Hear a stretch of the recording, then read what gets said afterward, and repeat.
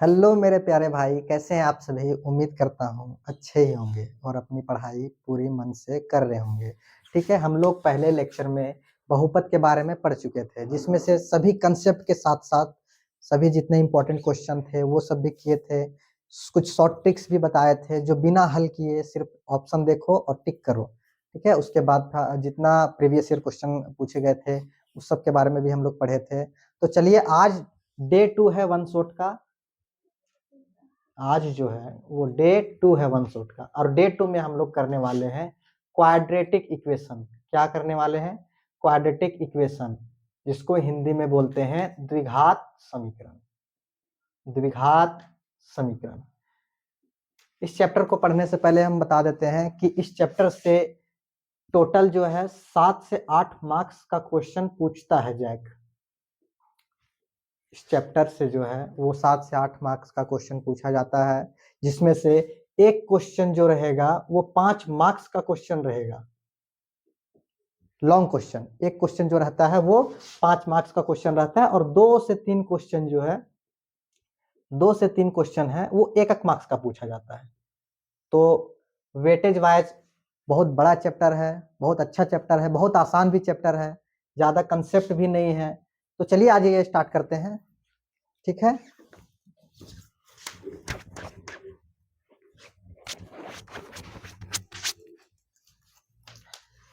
द्विघात समीकरण पढ़ने से पहले थोड़ा सा हम बहुपद के बारे में रिवाइज करवा दे रहे हैं।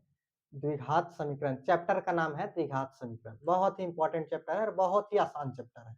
इसमें से टोटल 7 से 8 मार्क्स का क्वेश्चन पूछा जाता है। कितना क्वेश्चन पूछा जाता है? 7 से 8 मार्क्स का क्वेश्चन पूछा जाता है, जिसमें से एक क्वेश्चन जो आपका रहेगा वो लॉन्ग क्वेश्चन रहेगा 5 मार्क्स का। लॉन्ग क्वेश्चन रहेगा कितना मार्क्स का? 5 मार्क्स का। उसके बाद 2 से 3 जो क्वेश्चन रहता है वो एमसीक्यू रहता है, ऑब्जेक्टिव टाइप रहेगा, जिसमें से ऑप्शन दिया जाएगा। तो 2 से 3 क्वेश्चन 1 मार्क्स का रहेगा और एक क्वेश्चन जो है लॉन्ग रहेगा जो 5 मार्क्स देगा।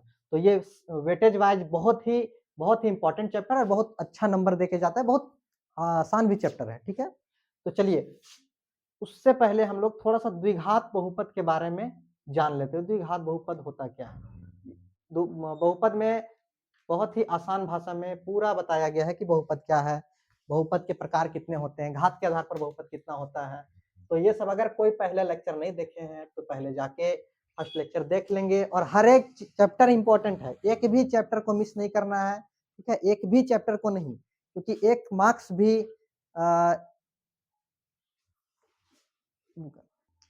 क्योंकि एक मार्क्स भी बहुत ही इंपॉर्टेंट होता है एग्जाम में। तो इसलिए ये नहीं मिस करना है कि ये चैप्टर छोड़ देते हैं, ये टफ लग रहा है। बिल्कुल ही आसान तरीके से बताया गया है, इसलिए कोई भी चैप्टर को जो है मिस नहीं करना है। अगर कोई कंसेप्ट में प्रॉब्लम है, चाहे कोई क्वेश्चन में प्रॉब्लम है, तो वो वीडियो के नीचे जो है कमेंट सेक्शन में बताना है, तो उसका सॉल्यूशन जो है वो करवाया जाएगा। ठीक है, तो चलिए स्टार्ट करते हैं। द्विघात बहुपद जो होता है, क्या होता है? चर की अधिकतम घात, चर की अधिकतम घात दो वाले बहुपद, चर की अधिकतम घात 2 वाले बहुपद को द्विघात बहुपद कहा जाता है। बहुपद बहुत ही डिटेल्स पढ़ाया गया है, जाके पहले एक बार वो लेक्चर देख लेंगे। ठीक है, तो चर की अधिकतम घात 2 वाले बहुपद को द्विघात बहुपद कहा जाता है। जैसे example x square plus 5x plus 4। ठीक है, तो इसमें से चर यहाँ पे x है, तो x का अधिकतम घात कितना है, मैक्सिमम पावर कितना है? तो मैक्सिमम यहाँ पे तो 1 है, तो इससे भी बड़ा एक पावर आ गया 2, तो मैक्सिमम पावर यहाँ पे 2 हो गया। तो जो मैक्सिमम पावर जिस बहुपद में अगर मैक्सिमम पावर 2 रहेगा, जिस बहुपद में मैक्सिमम पावर 2 रहेगा, उस बहुपद को द्विघात बहुपद बोला जाएगा। द्विघात बहुपद कहा जाता है। जिस बहुपद में x का पावर मैक्सिमम 2 होना चाहिए, चर का पावर जो है मैक्सिमम 2 होगा, तो उस बहुपद को द्विघात बहुपद कहा जाता है। जैसे और एग्जांपल, ठीक है, और एग्जांपल 2x का पावर 2 प्लस 3x प्लस 4, ये वाला में मैक्सिमम पावर x का जो है वो 2 है। सबसे बड़ा पावर को देखना है, हमेशा घात में जो देखना है वो सबसे बड़ा पावर को देखना है। सबसे बड़ा पावर अगर 2 रहेगा तो उस बहुपद का नाम द्विघात बहुपद हो जाएगा, ठीक है? तो आगे बढ़ते हैं। अब चैप्टर का शुरुआत करते हैं। बस ये याद रखना है कि द्विघात बहुपद जो होता है वो मैक्सिमम पावर घात में जो होना चाहिए चर के वो 2 होना चाहिए। अगर चर के घात में अगर 2 मैक्सिमम पावर है तो उस बहुपद का नाम द्विघात बहुपद हो जाएगा, ठीक है? अब द्विघात बहुपद का जनरल फॉर्म जो है सामान्य रूप द्विघात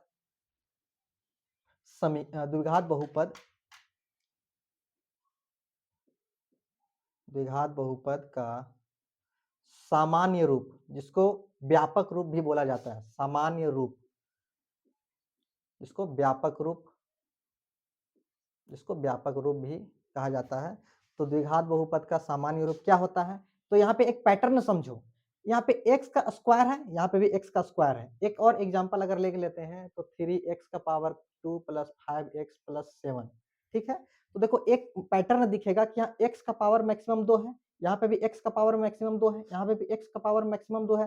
तो एक पैटर्न दिख रहा है कि x द्विघात बहुपद में x का पावर मैक्सिमम 2 है, x का पावर जो है वो मैक्सिमम 2 है। अब x स्क्वायर के आगे जो गुना में संख्या है वहां पे 1 है, x स्क्वायर के आगे में गुना संख्या पे 2 आ गया, x स्क्वायर के आगे गुना में संख्या 3 आ गया, मतलब संख्या चेंज हो रहा है, ठीक है? x स्क्वायर का जो गुना में संख्या होता है उसको गुणांक बोला जाता है। तो x स्क्वायर के गुना में जो संख्या है वो चेंज हो रहा है, कभी 1 हो जा रहा है, कभी 2 हो जा रहा है, कभी 3 हो जा रहा है, कभी कुछ और हो जाएगा, ठीक है? कोई भी संख्या हो सकता है, तो वो फिक्स नहीं है, ठीक है? तो फिक्स नहीं है तो उसको हम लोग ए के नाम से लिख दे रहे हैं, ठीक है? ए कुछ भी हो सकता है, ए 1 भी हो सकता है, 2 भी हो सकता है, -2 भी हो सकता है, -4 भी हो सकता है, कुछ भी हो सकता है। उसके बाद क्या हुआ, यहाँ पे प्लस दे दिए। अब देखो x का पावर 1 यहाँ पे भी, x का पावर 1 यहाँ पे भी, x का पावर 1 यहाँ पे भी, मतलब x का पावर 1 भी है सभी जगह, तो x का पावर 1 यहाँ पे भी होगा। अब देखो यहाँ पे x का पावर 1 वाला जो है, उसमें से गुना में संख्या यहाँ पे कभी 5 आ जा रहा है, गुना में कभी संख्या 3 आ जा रहा है, गुना में कभी संख्या कितना आ जा रहा है, 5 आ जा रहा है। तो यहाँ पे भी संख्या चेंज हो रहा है। तो यहाँ पे संख्या चेंज हो रहा है तो इसको भी कुछ b नाम से लिख दे रहे हैं, कि b कुछ भी हो सकता है, कभी माइनस भी हो जाएगा, कभी प्लस भी हो जाएगा, 0 भी हो जाएगा, ठीक है? कुछ भी हो जाएगा। अब यहाँ पे यहाँ पे देखो, यहाँ पे 4 हो गया, यहाँ पे 4 है, यहाँ पे 7 है, कल हो के यहाँ पे 8 हो जाएगा, 10 हो जाएगा, -5 हो जाएगा, -10 हो जाएगा। तो यहाँ पे भी संख्या चेंज हो रहा है, तो जो संख्या चेंज हो रहा है उसको हम लोग c मान ले रहे हैं, ठीक है? तो द्विघात बहुपद का सामान्य रूप ये वाला निकल के आता है, ax² + bx + c, ठीक है? यहाँ तक समझ में आया? चलो, ठीक है, आगे बढ़ते हैं। यहाँ तक बोलो कोई दिक्कत है? नहीं दिक्कत होना चाहिए, ठीक है, आगे बढ़ते हैं। द्विघात बहुपद, बस ये याद रखना है द्विघात बहुपद में कि चर का जो मैक्सिमम पावर होना चाहिए, चर का जो मैक्सिमम पावर होना चाहिए वो मैक्सिमम 2 होना चाहिए, ठीक है? 2 से ज्यादा भी नहीं और 2 से कम भी नहीं, मैक्सिमम पावर 2 होना ही चाहिए, तभी वो बहुपद को द्विघात बहुपद कहा जाएगा, ठीक है? द्विघात बहुपद का मानक रूप जो होता है, व्यापक रूप बोलते हैं। व्यापक रूप क्या होता है? तो द्विघात बहुपद का यही 2 पॉइंट याद रखना है। द्विघात बहुपद का सामान्य रूप, द्विघात बहुपद का सामान्य रूप ax² अभी निकाले ना, bx + c के रूप का होता है, के रूप का होता है। चलो अब आगे देखते हैं, ठीक है? याद रखना है कि यहाँ पे x का पावर 2 होना ही चाहिए, तभी वो द्विघात होगा। नाम से ही पता चल रहा है द्विघात, द्विघात मतलब 2 होना चाहिए घात में, नाम से ही पता चल रहा है। द्वि मतलब 2, घात मतलब पावर वाला, पावर में 2 होना ही चाहिए। तो थोड़ा सा दिमाग लगाना कि यहाँ पे इसका संख्या में अगर ये वाला अगर गलती से भी 0 हो गया, a बराबर अगर गलती से भी 0 हो गया तो 0 इंटू समथिंग 0 बना देगा, तो ये पर पूरा 0 हो जाएगा, तो इसमें पावर जो है मैक्सिमम 2 रहेगा, 2 तो नहीं रहेगा। तो इसलिए बोला जाता है कि a का जो है कोफिशिएंट, x² का जो कोफिशिएंट है, गुणांक है, कभी भी 0 नहीं हो सकता है, तो ये याद रखना है। उसके बाद अब आता है द्विघात समीकरण। तो द्विघात समीकरण का डेफिनेशन जो है, द्विघात समीकरण की परिभाषा देखो, समझना, चैप्टर यहाँ से स्टार्ट होता है, वो तो बहुपद के बारे में था।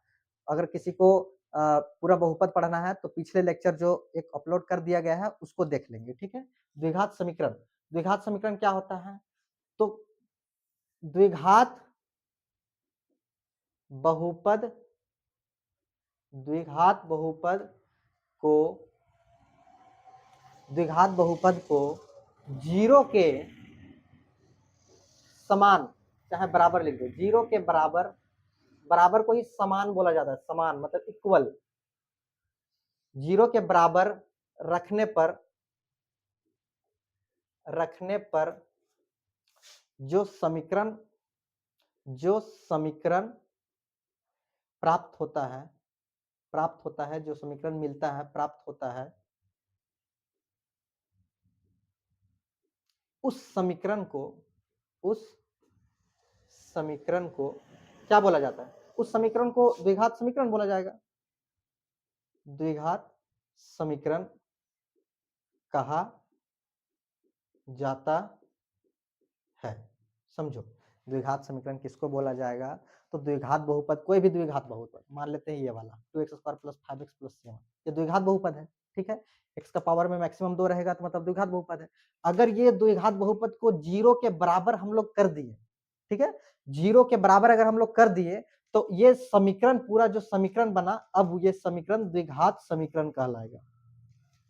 सिंपल है, द्विघात समीकरण कहलाएगा। अगर कोई भी द्विघात बहुपद को जीरो के बराबर कर देते हैं, ठीक है, कोई भी द्विघात बहुपद को जीरो के बराबर कर देते हैं, तो ये वाला प्राप्त जो भी नया वाला समीकरण बनेगा, तो उस समीकरण का नाम द्विघात समीकरण हो जाएगा, ठीक है। जैसे एग्जाम्पल, कोई भी अभी इतना एग्जाम्पल हम लोग लिखे थे द्विघात बहुपद में, x² + 5x + 4 लिखे थे, इसको अगर जीरो के बराबर कर दिए तो ये वाला क्या बन गया? द्विघात समीकरण हो गया, द्विघात समीकरण हो गया, ठीक है। दूसरा एग्जांपल अभी लिखे थे 2x² + 3x + 4, ये वाला, तो इसमें भी x का पावर 2 है, तो ये तो पहले द्विघात बहुपद था, लेकिन जैसे ही जीरो के बराबर किए, तो वो वाला द्विघात समीकरण हो गया। बोलो समझ में आ रहा है? सिंपल है ना, कोई दिक्कत नहीं होना चाहिए, ठीक है। तो द्विघात समीकरण, कोई भी वैसा द्विघात बहुपद, कोई भी द्विघात बहुपद को अगर हम लोग जीरो के बराबर करेंगे, कोई भी द्विघात बहुपद को हम लोग जीरो के बराबर करेंगे, तो उस समीकरण को हम लोग द्विघात समीकरण बोलते हैं, ठीक है। द्विघात समीकरण में हमेशा x का पावर भी 2 होना चाहिए, क्योंकि द्विघात बहुपद से मिल रहा है, और द्विघात बहुपद क्या हो रहा है कि द्विघात मतलब पावर में 2 होना चाहिए, तो द्विघात समीकरण में भी x का पावर मैक्सिमम 2 होना ही चाहिए, तभी वो द्विघात समीकरण कहलाता है। तो यहाँ पे भी देखो कि x² वाला यहाँ पे भी है, x² वाला यहाँ पे भी है, ठीक है, तो x² हमेशा होगा ही होगा, ठीक है, x² तो हमेशा होगा ही होगा। उसके बाद प्लस में x का पावर 1 यहाँ पे भी है, x का पावर 1 यहाँ पे भी है, तो दोनों जगह x का पावर है, मतलब x का पावर 1 भी होगा ही होगा, ठीक है। अब देखो x² के आगे कुछ नहीं गुना है तो 1 में, x² के यहाँ पे आगे कुछ नहीं गुना में है तो 2 में है, ठीक है। तो यहाँ पे कभी 1 हो जा रहा है, कभी 2 हो जा रहा है, कभी आगे कुछ और चेंज हो जाएगा, तो कुछ और चेंज हो जाएगा, फिक्स नहीं है, तो वो उसको a मान ले रहे हैं, ठीक है। यहाँ पे x वाला का टर्म जो गुना में है, x वाला टर्म जो गुना में है, यहाँ पे 3 है, यहाँ पे 5 है और यहाँ पे 3 है, कभी और संख्या चेंज हो जाएगा, ठीक है। तो जो संख्या यहाँ पे तो बदल जा रहा है, 5 हो जा रहा है, 3 हो जा रहा है, कभी माइनस में हो जाएगा, तो ये भी संख्या बदल जाएगा, तो ये फिक्स नहीं है, तो इसको मान लेते हैं b, ठीक है। उसके बाद यहाँ पे भी संख्या अभी तो सेम है, आगे कोई भी एग्जांपल और लेंगे तो यहाँ पे भी संख्या चेंज हो जाए, और चेंज हो जाएगा तो उसको हम c बोल देते हैं, और इसको बराबर 0। तो ये वाला जो प्राप्त हमको मिलता है, ये वाला जो समीकरण है, वो द्विघात समीकरण का व्यापक रूप कहलाता है, द्विघात समीकरण का व्यापक रूप कहा जाता है। तो अब याद रखना है क्या कि द्विघात समीकरण का व्यापक रूप या सामान्य रूप क्या होगा? तो ax² + bx + c = 0 होगा। क्या होगा? ax² + bx + c = 0 होगा। एक बार और बोलिए क्या होगा? ax² + bx + c = 0, ax² + bx + c = 0, ax² + bx + c = 0। याद हो गया ना? ax² + bx + c = 0। अगर कोई भी समीकरण इस रूप का दिखेगा, ठीक है, कोई भी समीकरण दिया हुआ समीकरण अगर इस रूप का दिखेगा, तो वो समीकरण द्विघात समीकरण होगा, और इस रूप का नहीं दिखेगा तो द्विघात समीकरण नहीं होगा, ठीक है।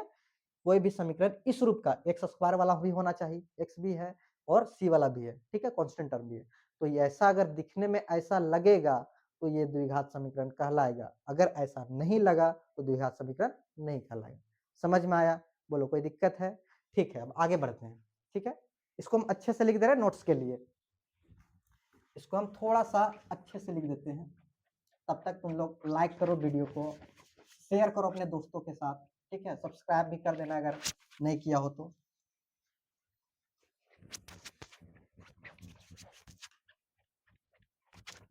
कोई भी चैप्टर मिस नहीं करना है।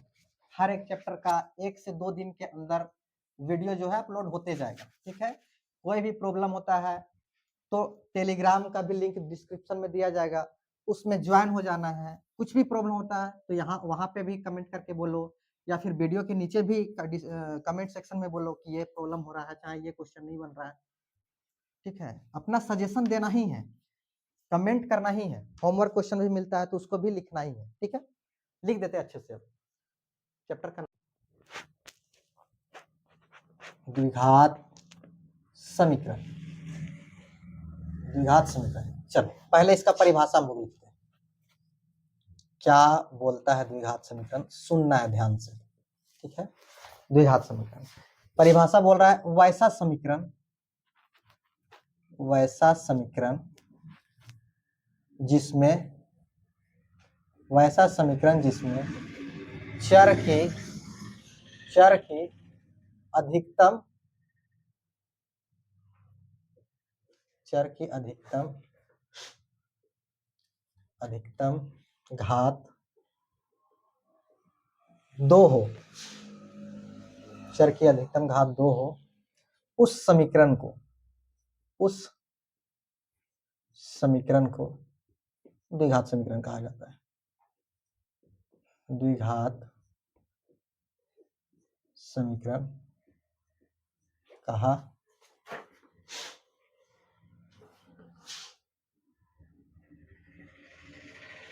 जाता है। एग्जाम्पल में पहला एग्जाम्पल, ठीक है? x square plus 5x plus 6, ठीक है, इक्वल टू 0, क्योंकि समीकरण का बात कर रहा है तो इक्वल टू 0 होगा ही होगा, ठीक है? दूसरा एग्जाम्पल, x का पावर 2x का पावर में 2 minus 8x plus 8 equal to 0। तीसरा example, minus 3x square plus 8x plus 5 equal to 0। अगला एग्जाम्पल, ठीक है, कि x square minus 15x plus 18 equal to 0।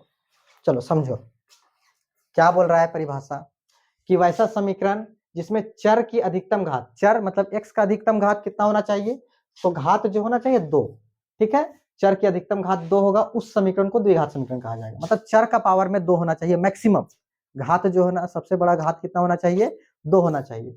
यहाँ पे सबसे देखो x का पावर यहाँ पे 1 आया, 1 से भी बड़ा x का पावर में यहाँ पे 2 है, ठीक है? 2 से बड़ा है क्या, नहीं है। 2 से जो मैक्सिमम पावर चर का नहीं है, तो ये वाला जो समीकरण कहलाएगा वो द्विघात समीकरण कहलाएगा। समझ में आ रहा है? द्विघात समीकरण कहलाएगा। दूसरा में देखते हैं कि x का पावर में मैक्सिमम पावर को देखना है, सबसे बड़ा पावर 2 है, तो ये वाला भी होगा।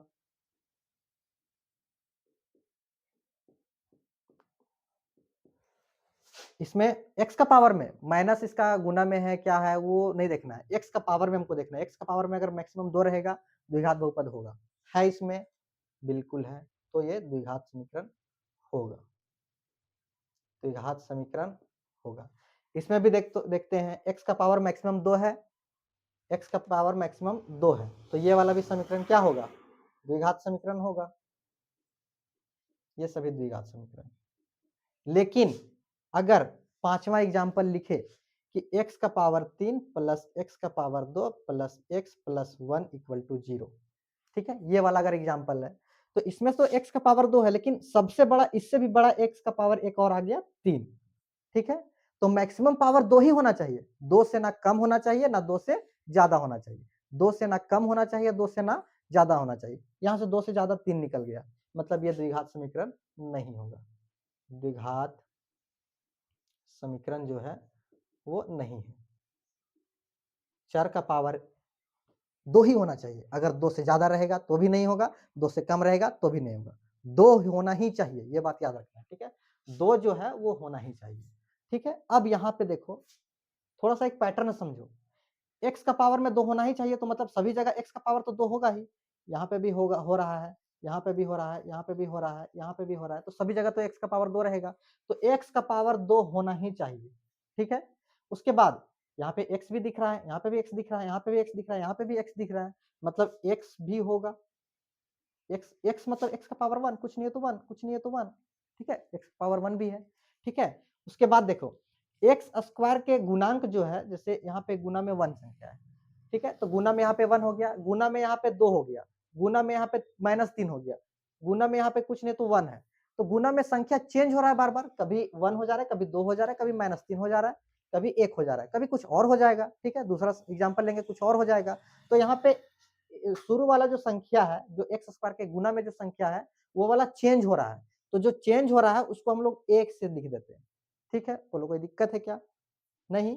चलो आगे देखते हैं, x वाला जो x का पावर 1 है, उसमें से भी जो संख्या गुना में है, इसके गुना में संख्या 5 है, इसके गुना में संख्या -8 है, इसमें गुना में संख्या 8 है, इसमें -15 हो गया, तो हर जगह यहाँ पे भी संख्या चेंज हो रहा है, तो ये जो चेंज हो रहा है उसको हम लोग बोल देते हैं b। और यहाँ पे भी देखो लास्ट वाला टर्म जो है, वो यहाँ पे 6 हो रहा है, 8 हो रहा है, 5 हो रहा है, 18 हो रहा है, 1 हो रहा है, तो सभी के जगह तो चेंज हो रहा है, तो ये वाला भी संख्या फिक्स नहीं है, तो वो वाला संख्या सी लिख देते हैं। और बराबर के हमेशा इधर साइड 0 है, देखो सभी जगह बराबर के इस साइड 0 है, तो बराबर के इस साइड 0 तो होगा ही होगा। तो ये वाला जो फॉर्म निकल के आता है, ये वाला जो रूप निकल के आता है, वो क्या कहलाता है? द्विघात समीकरण का सामान्य रूप, चाहे सामान्य रूप बोल दे, चाहे व्यापक रूप बोल दे, चाहे मानक रूप बोल दे, सभी एक ही होता है, ठीक है। तो ये वाला जो फॉर्म रहेगा ax² + bx + c = 0, ये वाला जो समीकरण है वो द्विघात समीकरण होगा, ठीक है। द्विघात समीकरण का सामान्य रूप, द्विघात समीकरण का मानक रूप है, क्या है? Option number A, ax² - bx + c = 0। दूसरा ऑप्शन ax² - bx - c = 0। तीसरा ऑप्शन ax² + bx + c = 0। और चौथा ऑप्शन ax² - bx + c = 0। चलो आगे माइनस कर दो, ठीक है, ये ऑप्शन। तो हम लोग जानते हैं कि द्विघात समीकरण का मानक रूप क्या होता है, सभी जगह प्लस होता है, और ax² + bx + c = 0 के रूप का होता है, कहीं पे भी माइनस नहीं होता है। क्योंकि यहाँ पे माइनस आ गया, गलत हो गया, क्योंकि यहाँ पे दोनों जगह माइनस आ गया, गलत हो गया, क्योंकि सभी जगह प्लस होता है। ये प्लस आया, ये वाला सही है, गलत हो गया। समझ में आ रहा है? चलो अब आगे क्वेश्चन। द्विघात समीकरण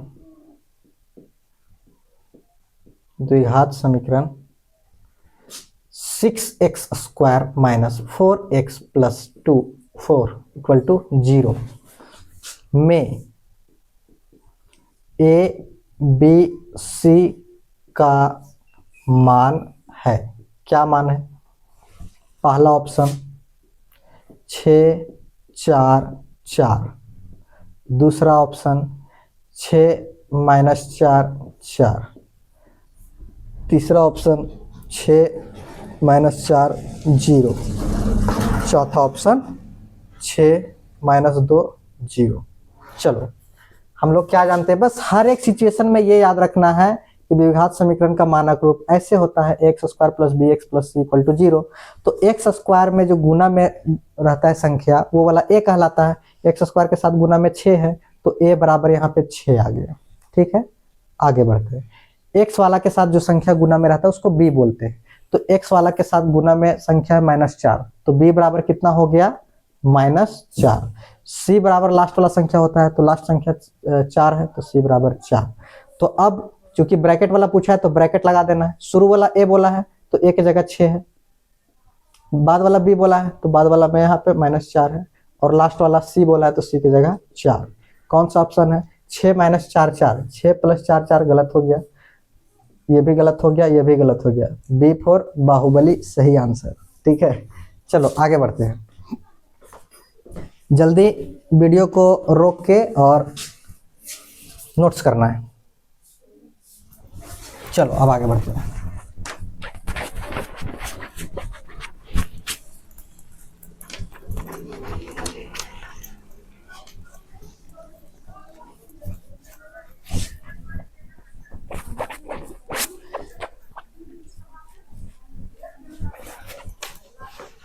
चलो अगला क्वेश्चन, द्विघात समीकरण 3x² - 4x + 5 = 0 में b का मान है। चलो b का मान क्या क्या है? पहला ऑप्शन में 3, दूसरा ऑप्शन में -4, तीसरा ऑप्शन में -4 और चौथा ऑप्शन में 5। ठीक है, ABC क्या होता है? तो हम लोग वही x² + bx + c = 0 यही याद रखना है। तो यहाँ x² के बगल वाला a होता है, तो हमको b का मान पूछा है तो a वाला से हमको देखना नहीं है। b का मान किसके गुना में होता है? x के गुना में b होता है, तो x के गुना में कौन सा संख्या है? -4, तो -4 b बराबर -4 हो जाएगा। तो a गलत हो गया, b भी गलत हो गया, c सही है, d गलत हो गया। ठीक है, चलो जल्दी लिखो, आगे बढ़ते हैं।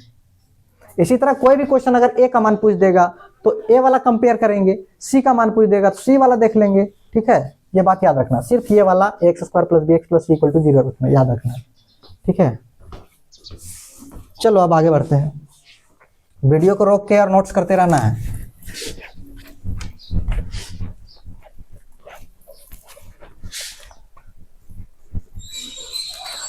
चलो अब क्वेश्चन आएगा, ठीक है, कि जांच कीजिए कि दिया गया समीकरण, जो भी क्वेश्चन दिया रहेगा वो द्विघात समीकरण होगा या नहीं, ये चेक करना है। तो चेक कैसे करेंगे? याद रखना हमेशा कि द्विघात समीकरण के लिए क्या कंडीशन होता था? द्विघात समीकरण के लिए क्या कंडीशन होता था कि x² + bx + c = 0। इस रूप का अगर मिलेगा, इस रूप का देखने को मिलेगा तो ये द्विघात समीकरण होगा। अगर इस रूप का नहीं होगा तो द्विघात समीकरण नहीं होगा। x² जो होना चाहिए, x² तो होना ही चाहिए द्विघात समीकरण में, और x² के बगल वाला जो संख्या है वो कभी भी 0 नहीं होना चाहिए। ठीक है, a b c कुछ भी हो सकता है, a b c जो है वो कोई भी वास्तविक संख्या हो सकता है, कोई भी वास्तविक संख्या हो सकता है। a b c कुछ भी हो सकता है, बस a वाला 0 नहीं होना चाहिए और x का पावर मैक्सिमम 2 होना चाहिए, उसको बोलेंगे द्विघात समीकरण। ठीक है, अगर इस रूप का नहीं दिखेगा तो द्विघात समीकरण नहीं होगा, इस रूप का दिखेगा तो द्विघात समीकरण होगा, नहीं दिखेगा नहीं होगा, होगा दिखेगा तो होगा। चलो अगला क्वेश्चन। ठीक है, पहला क्वेश्चन जांच कीजिए। ठीक है, पहला क्वेश्चन है जांच कीजिए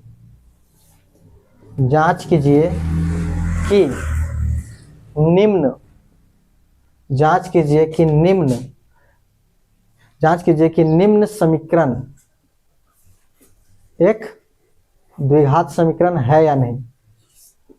द्विघात समीकरण है या नहीं।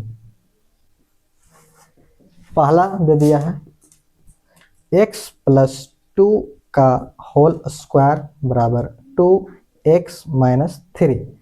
ठीक है, दूसरा क्वेश्चन x + 1 x + 2 बराबर 3x² + 4x, ये वाला जांच करना है। ठीक है, तो याद रखना है कि इस रूप का दिखेगा तो द्विघात समीकरण होगा, x square plus b x plus c equal to 0 के रूप करेगा तो द्विघात समीकरण होगा। जहां एक्स स्क्वायर वाला टर्म होना चाहिए ये वाला, क्योंकि द्विघात है मतलब घात जो होना चाहिए इसका 2 होना चाहिए, ये वाला मस्ट कंडीशन है, ये बात याद रखना है। ठीक है, चलो सॉल्व करते हैं। ए प्लस बी का होल स्क्वायर ये वाला में आ गया, तो फॉर्मूला क्या होता है ए प्लस बी का होल स्क्वायर? ए प्लस बी का होल स्क्वायर क्या होता है? शुरू वाला जो लिखा है उसका स्क्वायर करते हैं, बाद वाला जो लिखा है वो उसका स्क्वायर करते हैं, और दोनों को आपस में गुना करते हैं, तो आपस में गुना कर दिए। ठीक है, और गुना करने के बाद 2 से फिर गुना कर देते हैं, यही वाला फॉर्मूला होता है। ठीक है, तो ये वाला जो है फॉर्मूला इसमें अप्लाई कर दो।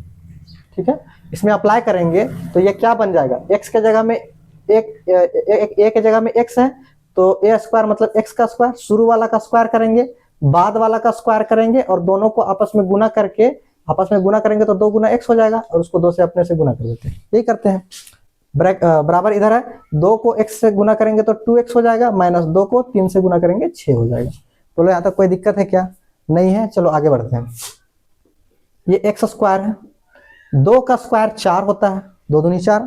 ठीक है, अब यहाँ पे गुना करो, 2 दूनी 4, 4 को 1 से गुना करेंगे तो 4x हो जाएगा। ठीक है, और यहाँ पे 2x माइनस 6 हो जाएगा। ठीक है, अब हमको बराबर के इस साइड जो है वो 0 लाना होता है, समझ में आया? बराबर के इधर वाला साइड में 0 लाना होता है, तो इधर तो 0 नहीं है, तो 0 कब आएगा? जब इधर वाला टर्म सारा उधर चला जाएगा। ठीक है, तो एक एक करके उधर ले जा, इधर अगर एक एक करके ले जाएंगे तो क्या इधर पहले से था एक्स स्क्वायर प्लस 4 और प्लस 4x पहले से था, तो एक बार 2x को उधर ले जाएंगे तो माइनस का 2x होगा।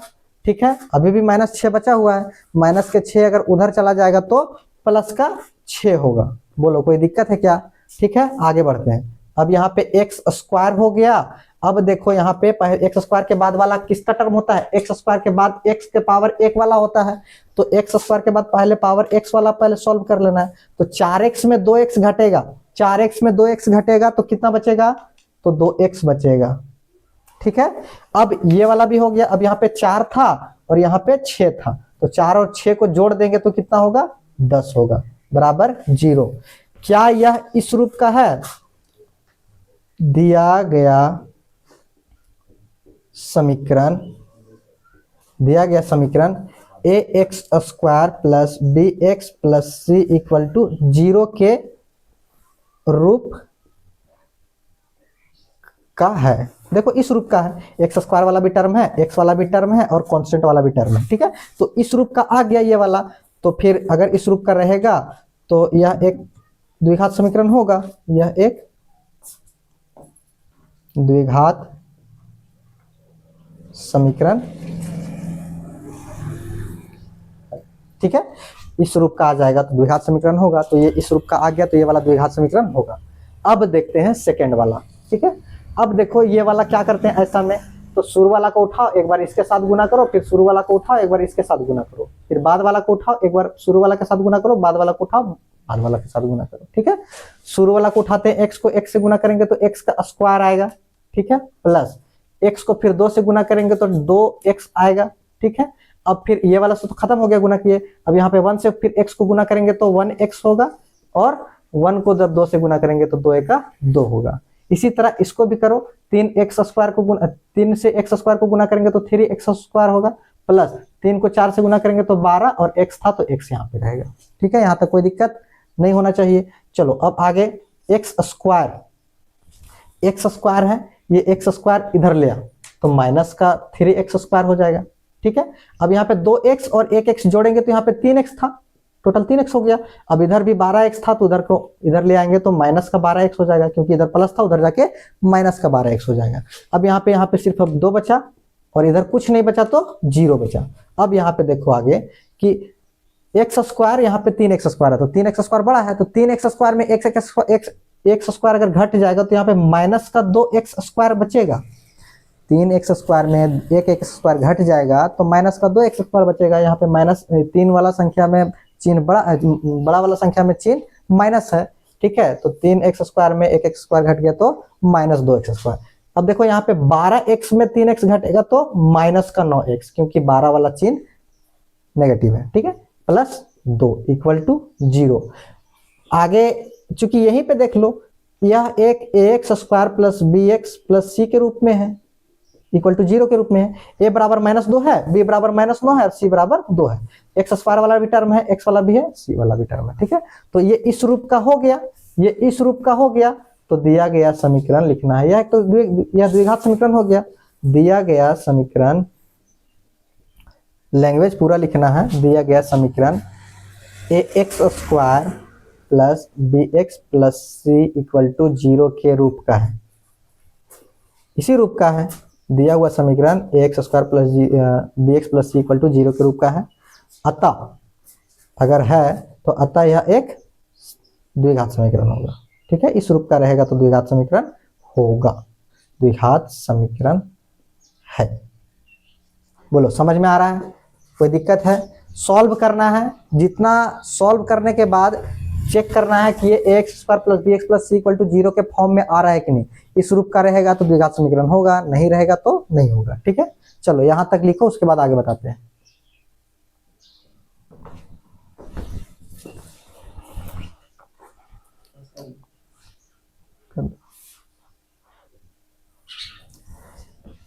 चलिए अब आगे बढ़ते हैं। नोट्स करते जाना है, समझते जाना है और बीच बीच में लाइक शेयर करते जाना है। लाइक शेयर सब्सक्राइब जो जो नहीं किया है वो सब कर लेगा।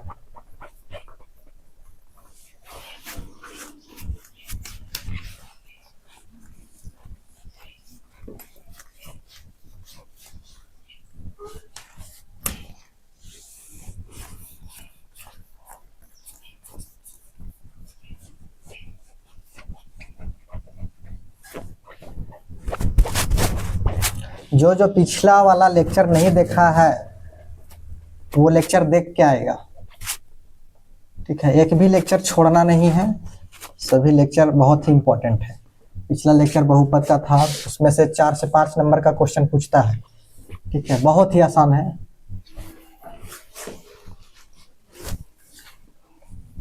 तो जो जो लेक्चर छोड़ दिया होगा वो देख लेगा जाके।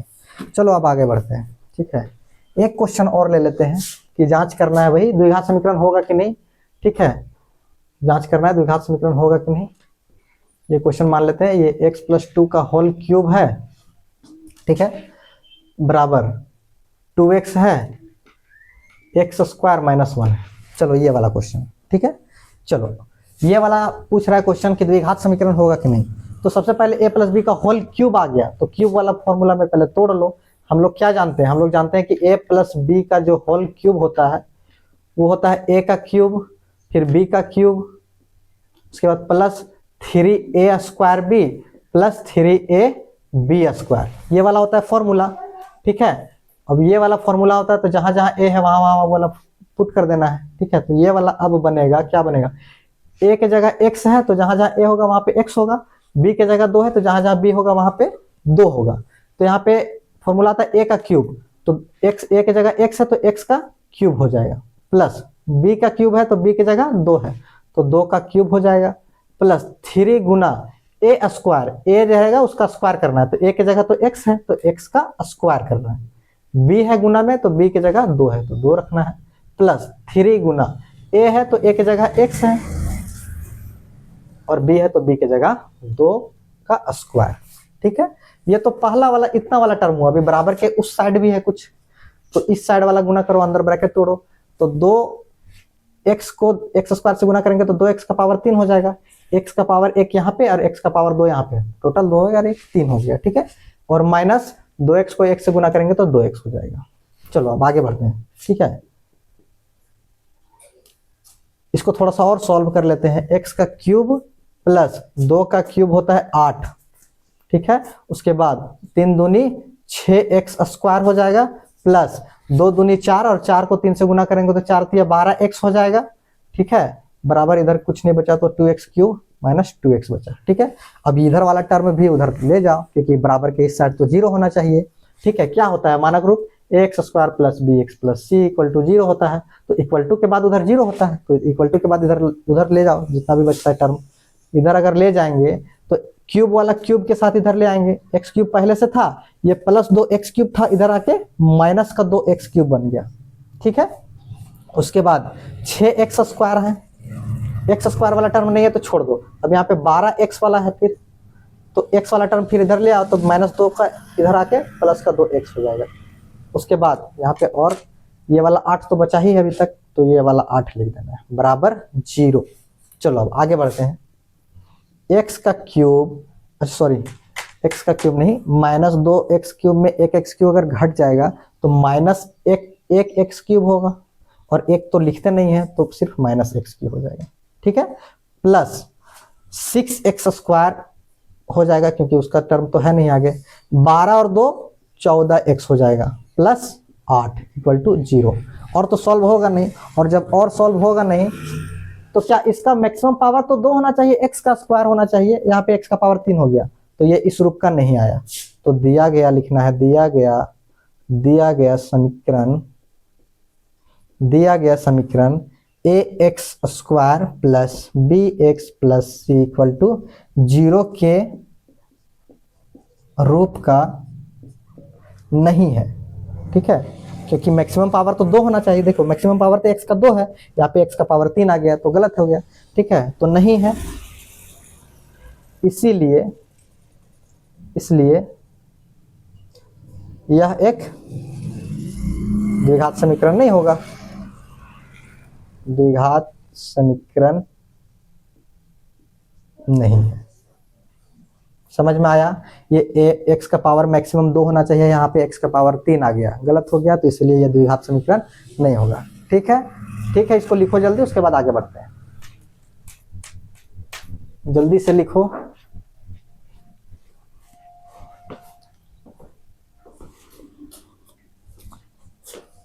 पहुंच कर दिया करो।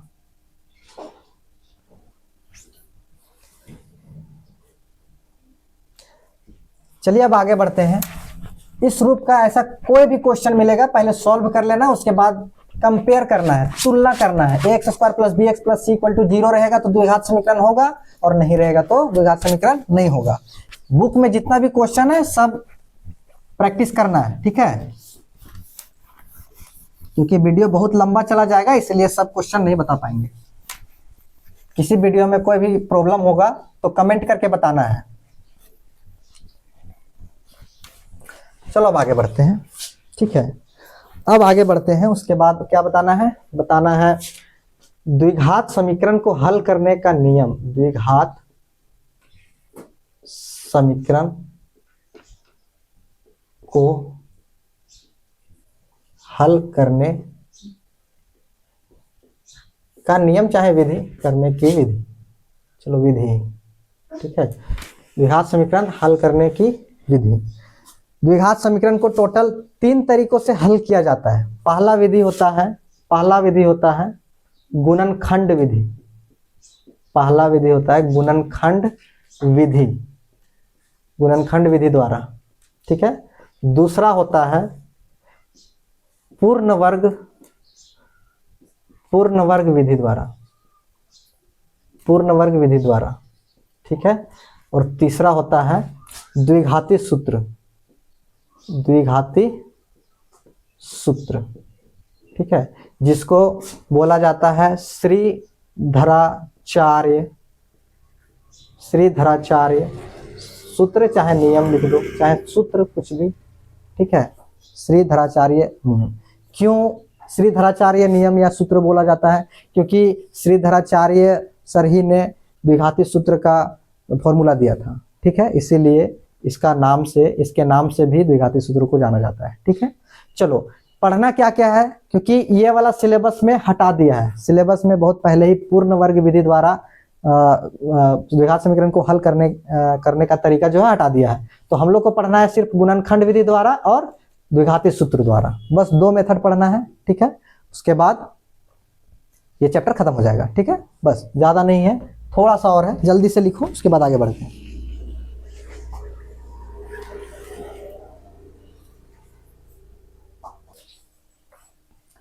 चलिए एक एक करके रूल हम लोग पढ़ेंगे। पहले गुणनखंड विधि पढ़ेंगे, उसके बाद द्विघाती सूत्र पढ़ेंगे, उसके बाद खत्म हो गया चैप्टर, ठीक है।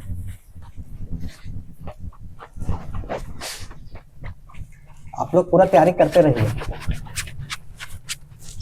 और कोई भी लेक्चर को छोड़ना नहीं है, ठीक है। सभी सभी लेक्चर के पूरे कंसेप्ट को पढ़ना है, ठीक है, समझना है, पूरा आसान भाषा में डील किया जा रहा है, ठीक है। पहला मेथड क्या होता है, पहला रूल क्या होता है, गुणनखंड विधि द्वारा, गुणनखंड विधि, गुणनखंड विधि द्वारा,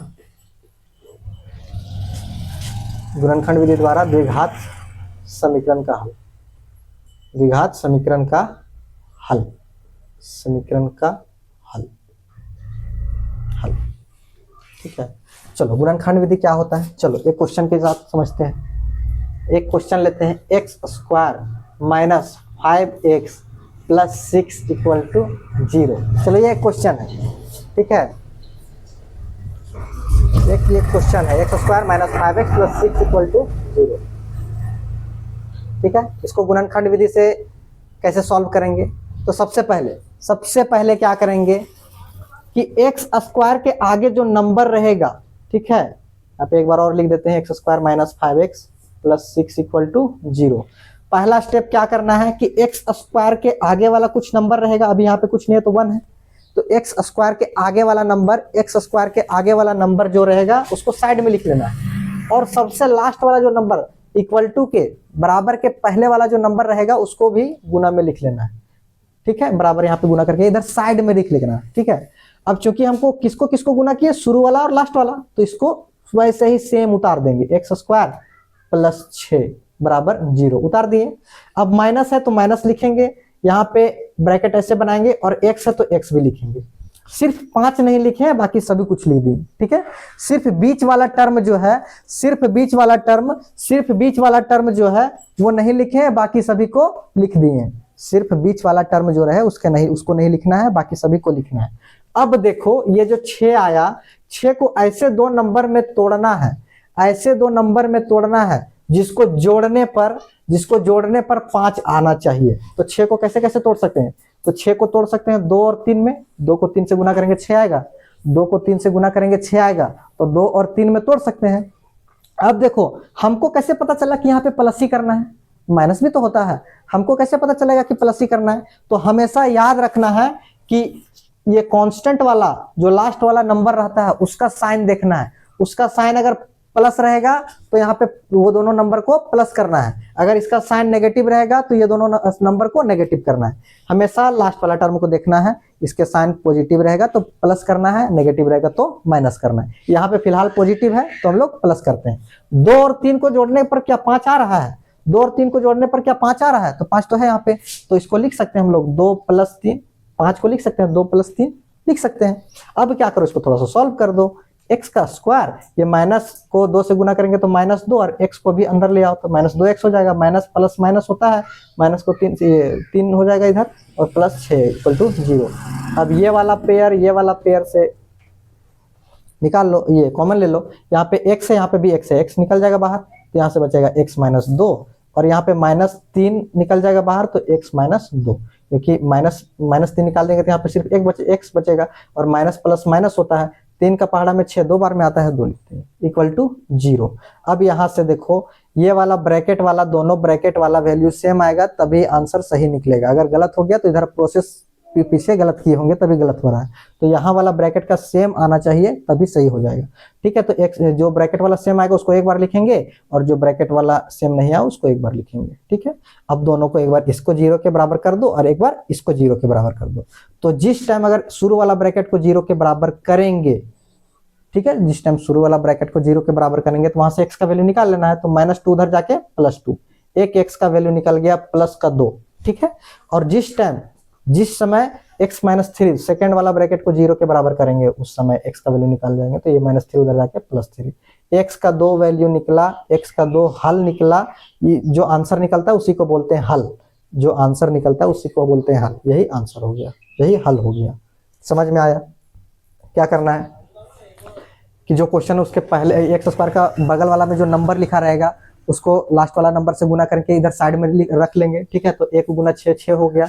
अब सबको सेम लिख देंगे, बस 5 के जगह ब्रैकेट लिख देंगे, वहां छोड़ देंगे, सब कुछ सेम लिखेंगे, बस यहाँ पे बीच वाला जो टर्म रहेगा, बीच वाला जो संख्या रहेगा तो उसको ब्रैकेट के अंदर रख देंगे, ब्रैकेट में छोड़ देंगे, उसके बाद सब कुछ लिख देना है।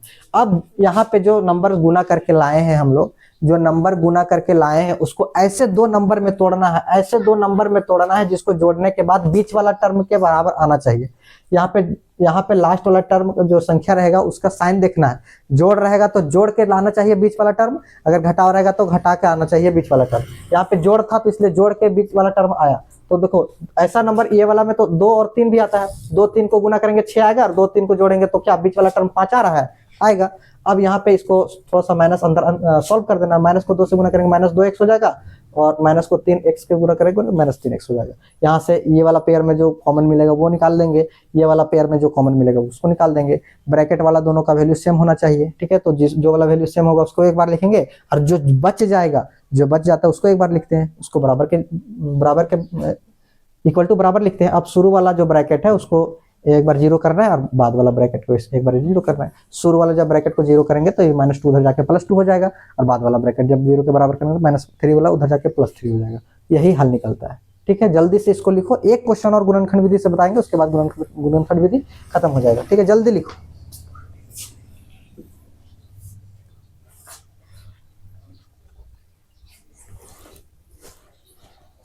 चलो अब आगे बढ़ते हैं, वीडियो को रोक के लिखते रहना है।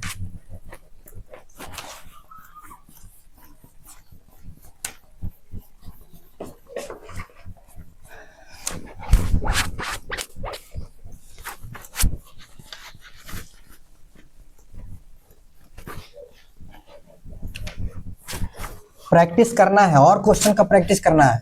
जितना प्रैक्टिस करेगा रिजल्ट उतना अच्छा आएगा। प्रैक्टिस के बिना कुछ नहीं होगा, प्रैक्टिस तो करना ही होगा। चलो अगला क्वेश्चन एक और क्वेश्चन मात्र बताते हैं कि एक और क्वेश्चन बताते हैं। x² माइनस 4x, ठीक है, +3 इक्वल टू 0। चलो ये क्वेश्चन है, ठीक है, ये क्वेश्चन है, इसको गुणनखंड विधि से सॉल्व करना है, ठीक है। अब क्या करेंगे, हम क्या बताए थे कि इसके x² के बगल वाला कुछ संख्या लिखा रहेगा उसको साइड में लिख लेंगे, और सबसे लास्ट वाला जो संख्या लिखा रहता है उसको साइड में लिख लेंगे। गुना करेंगे तो 3 आया, ठीक है, 3 आया। अब जिसको गुना करें मतलब सब कुछ को सेम लिखते हैं। x² माइनस ये वाला बस बीच वाला टर्म के जगह में ब्रैकेट लगाते हैं x + 3, बाकी सब कुछ का सब कुछ सेम लिखते हैं, बस बीच वाला जो संख्या रहेगा उसके जगह में ब्रैकेट लगाएंगे, ठीक है। अब देखना है लास्ट वाला संख्या का साइन क्या है, प्लस।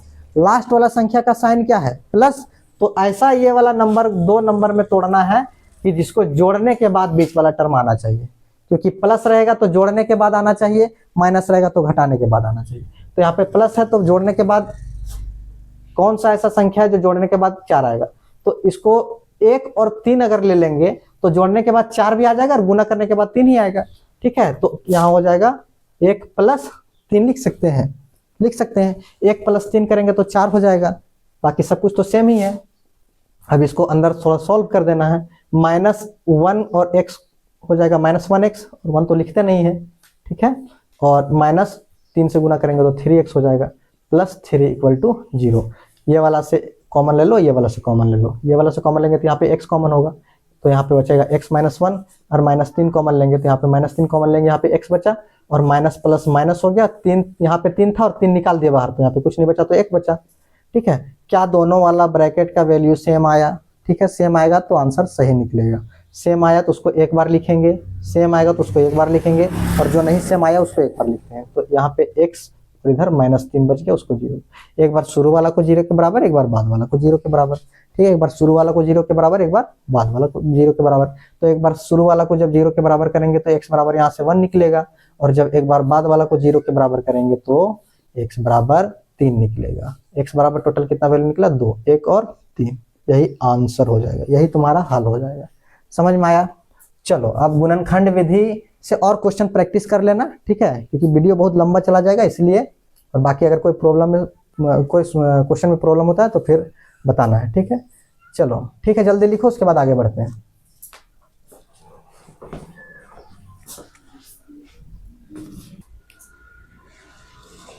चलो अब आगे बढ़ते हैं। एक बुक का क्वेश्चन अच्छा है, रूट वाला, ठीक है। बहुत स्टूडेंट को प्रॉब्लम होता है रूट वाला बनाने में, तो एक क्वेश्चन वैसा भी सॉल्व करवा दे रहे हैं। ताकि प्रॉब्लम ना हो, ठीक है।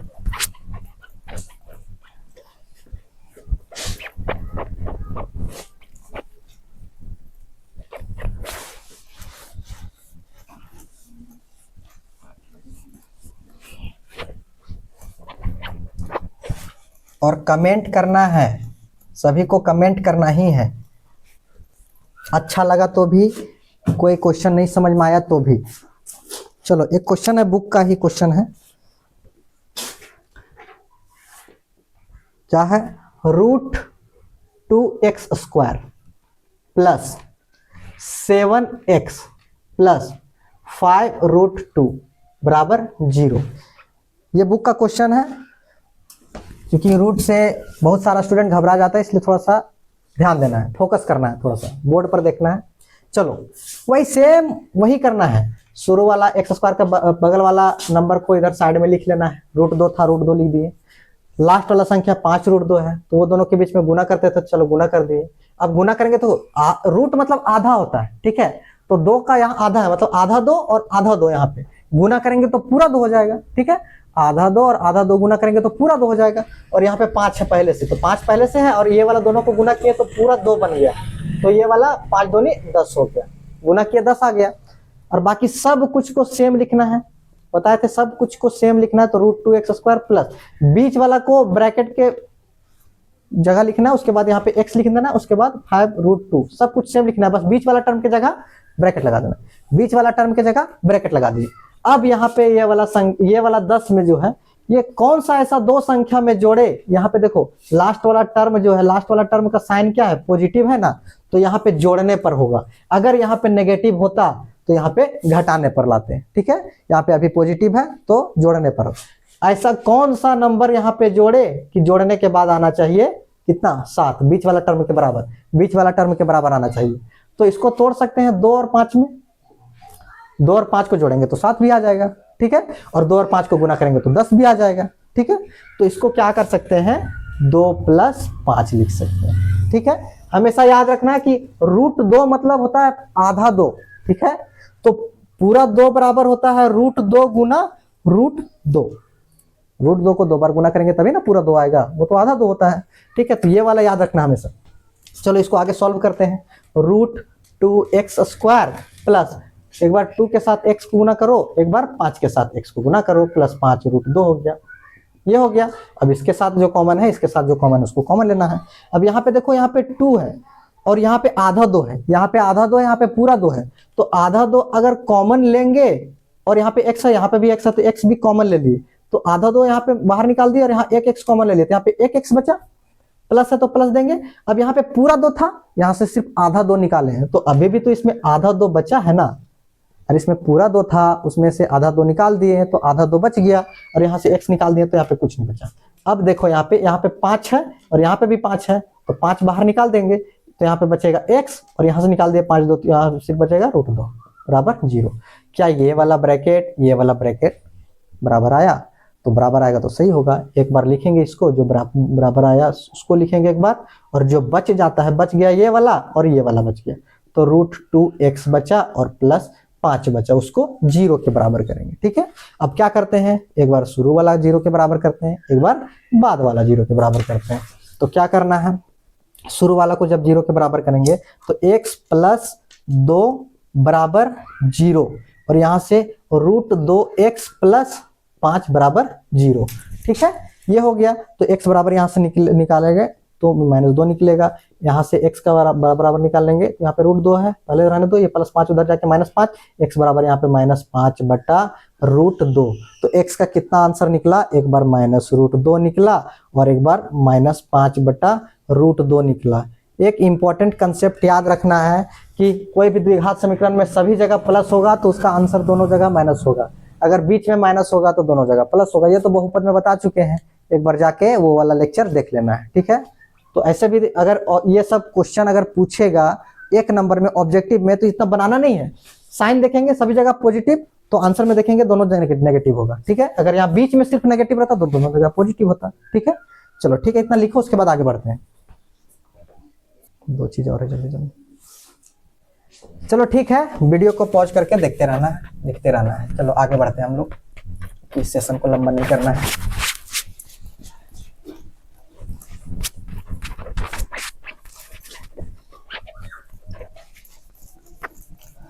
पूरा चैप्टर जो है एक ही वीडियो में आएगा, ठीक है। हर एक दिन जो होगा वो एक एक चैप्टर का जो है वन शॉट लिया जाएगा। इसी तरह टेलीग्राम में नोट्स सबका अवेलेबल रहेगा जितना भी पढ़ाया जा रहा है, इसलिए टेलीग्राम में जुड़ना ना भूलें। अब कैसे जुड़ेंगे, तो यूट्यूब के डिस्क्रिप्शन में टेलीग्राम का भी लिंक है, टेलीग्राम में आके वहां पे ज्वाइन हो जाना, ठीक है। वीडियो जो भी देखेगा उसके नीचे डिस्क्रिप्शन में लिंक रहेगा टेलीग्राम का, उसमें जुड़ जाना, नोट्स मिल जाएगा उसी में, ठीक है।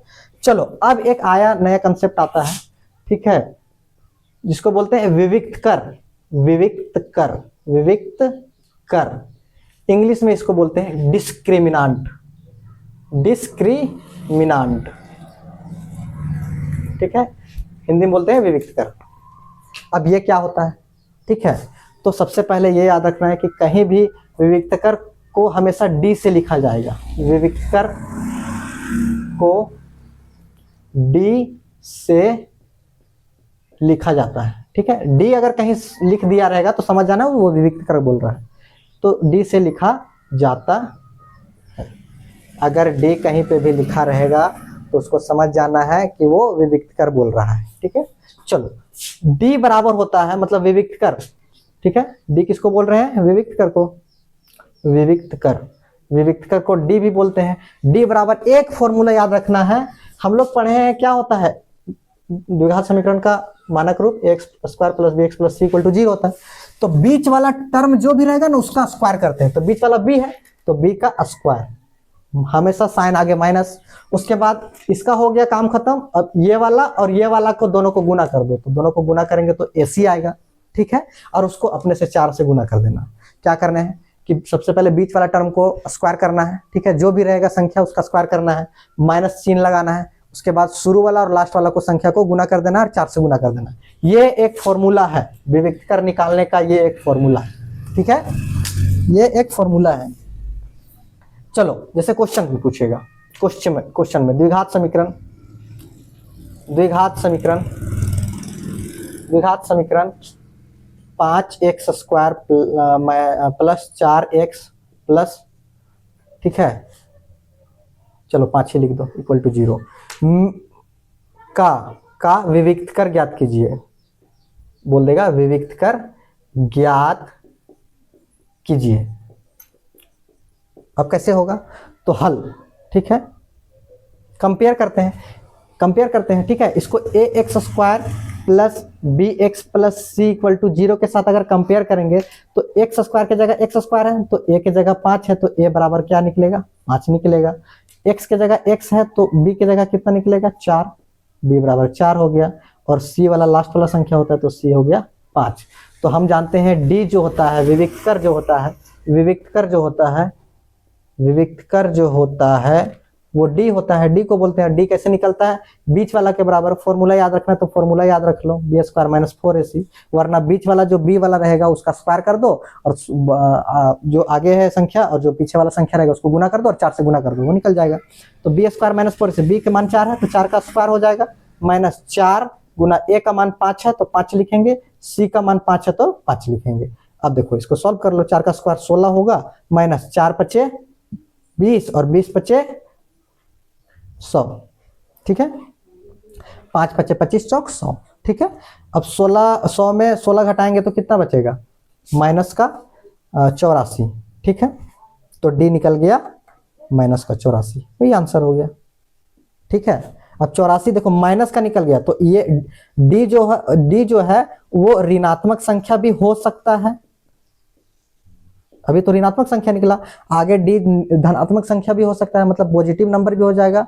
और डी 0 के बराबर भी आ सकता है, ठीक है, डी कोई भी नंबर आ सकता है।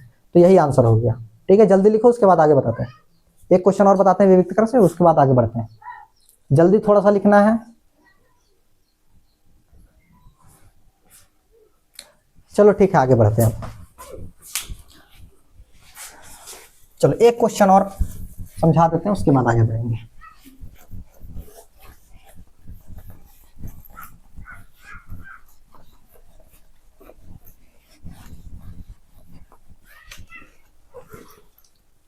जैसे एक क्वेश्चन है, एक क्वेश्चन क्या है कि द्विघात समीकरण, एक क्वेश्चन है द्विघात समीकरण, ठीक है, द्विघात समीकरण 5x², ठीक है, minus 8√3x plus 2 equal to 0, ठीक है। चाहे यहाँ पे 8 नहीं करके यहाँ 5 भी कर सकता है, ठीक है, ये वाला। चलो ये क्वेश्चन में विविक्त करके निकालना है। द्विघात समीकरण इतना का विविक्त कर ज्ञात कीजिए, विविक्त कर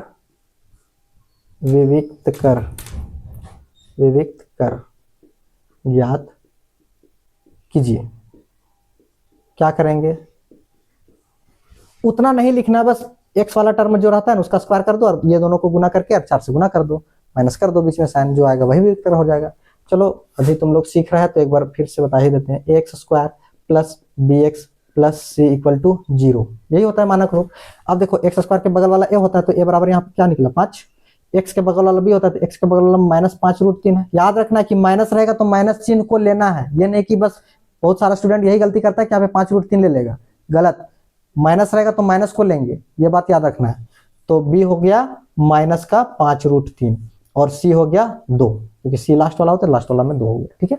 तो हम लोग d को ही विविक्त कर बोलते हैं। चलो इधर लिख ही देते हैं, विविक्त कर को d बोलते हैं। अब d कैसे निकलता है कि b का स्क्वायर -4ac होता है, ठीक है। अब b क्या है -5√3 का होल स्क्वायर -4 गुना a के जगह 5 है और c के जगह 2 है, ठीक है। अब देखो माइनस का स्क्वायर प्लस हो जाएगा, माइनस को जब 2 बार गुना करेंगे तो प्लस हो जाएगा। तो और यहाँ पे 5 का स्क्वायर 25 और √3 का स्क्वायर, √3 का स्क्वायर से रूट कैंसिल होता है आपस में, तो यहाँ पे बचेगा 3, ठीक है। √3 का स्क्वायर यहाँ पे 3 हो जाएगा और यहाँ पे 4 दूनी 8, 8 बचे 40 हो जाएगा, ठीक है। 25 दिया 75 माइनस 40, 75 में जब 40 घटेगा तो 35, तो डी का मान जो निकला वो 35 निकला। अभी पिछले क्वेश्चन में ऋणात्मक संख्या आ गया था, इसमें आ गया धनात्मक संख्या। ऋणात्मक भी हो सकता है, धनात्मक भी हो सकता है, ठीक है, और डी 0 के बराबर भी हो सकता है, ठीक है। चलो ऐसा ही क्वेश्चन रहेगा तो सेम ए बी सी का मान निकाल के उसके बाद डी वाला फॉर्मूला में b² - 4ac में रख देना है, उसको कैलकुलेशन करना है, वही वाला आंसर होगा, ठीक है। चलो जल्दी यहाँ से लिखो, उसके बाद आगे एक और कंसेप्ट पढ़ेंगे, उसके बाद आगे खत्म हो जाएगा क्लास। चलिए ठीक है, अब आगे बढ़ते हैं। एक छोटा सा कंसेप्ट है, उसके बाद 5 नंबर वाला कंसेप्ट है, उसके बाद चैप्टर खत्म हो जाएगा। थोड़ा सा और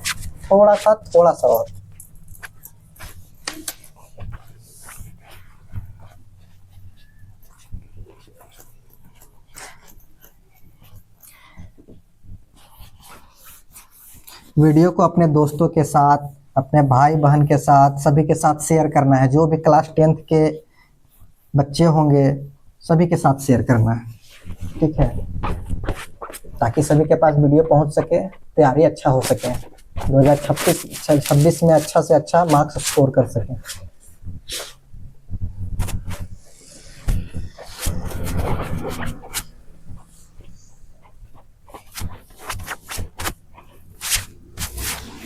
चलो एक कंसेप्ट और है, और वो कंसेप्ट है कि मूलों की प्रकृति, मूलों की प्रकृति।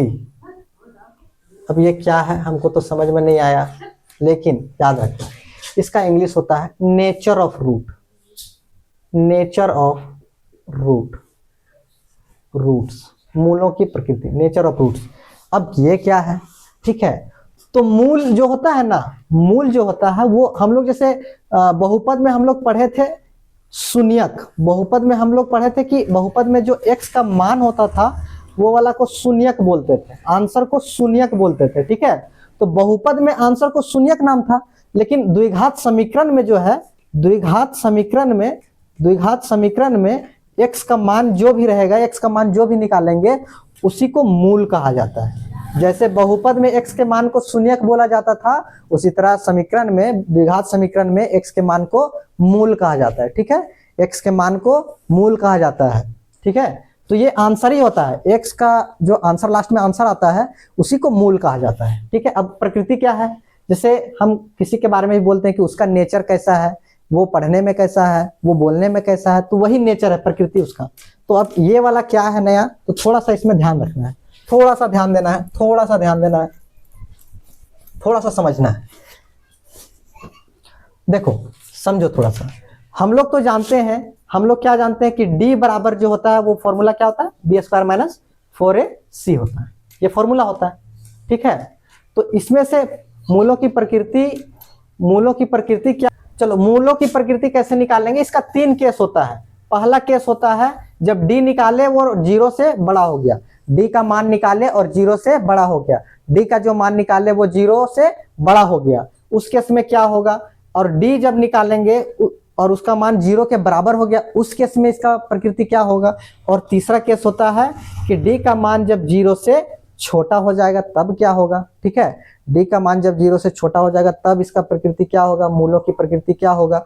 D जब निकालेंगे और 0 आ गया तो उस टाइम मूलों की प्रकृति क्या होगा, और D जब निकाले और उसका वैल्यू 0 से बड़ा हो गया तब उसकी मूलों की प्रकृति क्या होगा। ठीक है, तो याद रखना है कि जब D का वैल्यू निकालेंगे और 0 से उसका मान बड़ा हो गया ना, तो उस टाइम दो भिन्न मतलब अलग अलग। ठीक है, दो भिन्न भिन्न, ठीक है, भिन्न मतलब अलग अलग, अलग अलग, दो भिन्न भिन्न और वास्तविक मूल होंगे, वास्तविक मूल होंगे। जिस टाइम D का मान निकाले और 0 से बड़ा हो गया ना, तो उसमें से जो दो मूल निकलेगा, दो आंसर निकलेगा ना, वो दो अलग अलग आंसर निकलेगा और वो आंसर वास्तविक संख्या होती है। ठीक है, दो अलग अलग निकलेगा और वो आंसर वास्तविक मूल होंगे। ठीक है, चलो अगला, जब D का वैल्यू निकाले और 0 के बराबर आ गया, अगर बराबर आ गया तो दो बराबर मूल निकलेगा, अगर D का वैल्यू 0 के बराबर आ गया तो दो बराबर वैल्यू निकलेगा। तो दो समान मतलब बराबर। ठीक है, बराबर और वास्तविक मूल होंगे।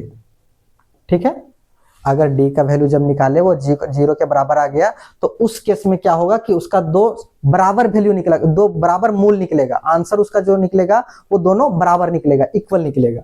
और जिस टाइम D निकाले और 0 से छोटा निकल गया, D का वैल्यू निकाले और 0 से छोटा निकल गया, 0 से छोटा मतलब नेगेटिव नंबर। ठीक है, 0 से छोटा मतलब नेगेटिव नंबर, 0 से छोटा मतलब नेगेटिव नंबर। अगर D का वैल्यू अगर नेगेटिव आ गया, ऋणात्मक संख्या आ गया, तो उस केस में दो काल्पनिक निकलता है, काल्पनिक जिसको बोलते हैं आभासी मूल होंगे, काल्पनिक और आभासी मूल होंगे। इसी को बोलते हैं वास्तविक मूल नहीं होंगे, वास्तविक मूल नहीं होंगे, वास्तविक नहीं होगा तो वो काल्पनिक होगा। ठीक है, वास्तविक मूल नहीं होंगे। चलो समझो पहले काल्पनिक क्या होता है। काल्पनिक मतलब जिसको हम लोग कल्पना सिर्फ कर सकते हैं, जिसको हम लोग सोच सकते हैं, वो रियलिटी में एग्जिस्ट नहीं करता है। ठीक है, काल्पनिक क्या होता है, वो सिर्फ हम लोग जिसको सोच सकते हैं, वो रियल में नहीं है, तो वो काल्पनिक होता है। ठीक है, काल्पनिक के बारे में क्लास 11 में पढ़ना है, पूरा डिटेल एक चैप्टर है। फिलहाल अभी जानना है कि काल्पनिक मतलब जिसको सोच सकते हैं, वो रियलिटी में एग्जिस्ट नहीं करता है। ठीक है, 3 केस है, जब D का मान निकालेंगे 0 से बड़ा आ गया, तो 0 से जब जिस टाइम बड़ा आएगा उस टाइम दो अलग अलग आंसर आएगा, दो अलग अलग मूल आएगा। ठीक है, अलग अलग मूल आएगा और उसको वो मूल वास्तविक मूल होगा। ठीक है, वास्तविक संख्या होगा। जिस टाइम D का वैल्यू 0 के बराबर आ गया, D का वैल्यू निकाले और 0 के बराबर आ गया, उस टाइम दो समान मतलब इक्वल रूट आएगा, इक्वल मूल आएगा, इक्वल आंसर आएगा। ठीक है, जो भी आंसर आएगा वो इक्वल आएगा, एक का आंसर 2 होगा तो दूसरा का भी आंसर 2 ही होगा। ठीक है, और तीसरा केस में है कि D का मान अगर ऋणात्मक संख्या आ गया, 0 से छोटा ऋणात्मक संख्या आ गया, तो उस केस में दो काल्पनिक मूल निकलता है, वो वास्तविक नहीं निकलता है। ये दोनों केस में वास्तविक मूल निकलेगा और लास्ट वाला केस में वास्तविक मूल नहीं निकलता है। चलो इसको एक क्वेश्चन के थ्रू देखते हैं। ठीक है, एक क्वेश्चन के थ्रू, चलो एक क्वेश्चन लेते हैं, छोटा सा क्वेश्चन कि द्विघात समीकरण समझना थोड़ा सा। द्विघात समीकरण x² - 5x + 6 = 0 के मूलों की प्रकृति ज्ञात कीजिए। चलो ज्ञात कीजिए। चलो ये क्वेश्चन रहेगा।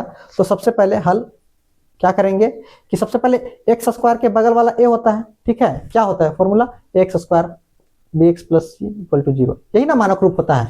तो ये एक्स स्क्वायर के बगल वाला ए होता है, तो एक्स स्क्वायर के बगल वाला में एक है, तो यहाँ पे ए बराबर 1 हो जाएगा। एक्स के बगल वाला बी होता है, देखो एक्स के बगल वाला बी होता है, तो एक्स के बगल वाला में -5 है, क्योंकि माइनस रहेगा तो माइनस लेना है, ठीक है। तो बी बराबर जो हो जाएगा -5 हो जाएगा। सी लास्ट वाला संख्या को कहते हैं, तो सी जो है लास्ट वाला संख्या में यहाँ पे 6 है, तो सी जो हो गया 6 हो जाएगा। तो डी विविक्तर हम लोग कैसे निकालते हैं, विविक्तर को क्या बोलते हैं, विविक्तर को क्या बोलते हैं, डी से डिनोट करते हैं, लिखते हैं। और डी का वैल्यू क्या होता है, b square minus 4ac। B का वैल्यू यहाँ पे निकाले -5, तो -5 का स्क्वायर -4 गुना ए का मान 1 गुना सी का मान 6, ठीक है। माइनस का स्क्वायर प्लस 5 का स्क्वायर 25, तो -5 का स्क्वायर 25 हो गया, माइनस 4 एक का 4 और 4 छक 24, ठीक है, यहाँ पे 24 आ गया। 25 में 24 घटाएंगे तो 1 आ गया। डी बराबर निकाले तो 1 आया, 1 0 से बड़ा है कि नहीं, डी बराबर 1 आया, तो 1 जो है संख्या 0 से बड़ा है कि नहीं, 0 से बड़ा है, 0 के बाद 1 आता है, तो डी जो निकाले वो x 0 से बड़ा है। तो जस्ट टाइम अगर डी का मान 0 से बड़ा होगा, उस टाइम 2 अलग अलग आंसर निकलेगा, 2 अलग अलग भिन्न आंसर निकलेगा और वास्तविक निकलेगा। तो इसीलिए लिखना है, इसलिए दिए गए समीकरण के दो भिन्न भिन्न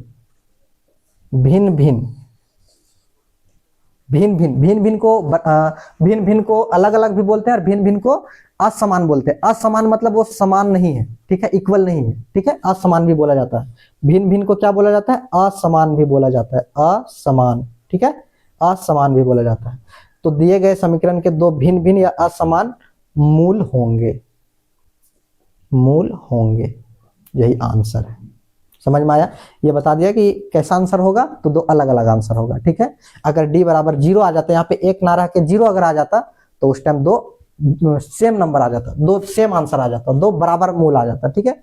चलो यहाँ तक जल्दी लिखो, उसके बाद 1-2 क्वेश्चन और बताते हैं, उसके बाद एक कंसेप्ट और लास्ट में, जल्दी लिखो यहाँ तक।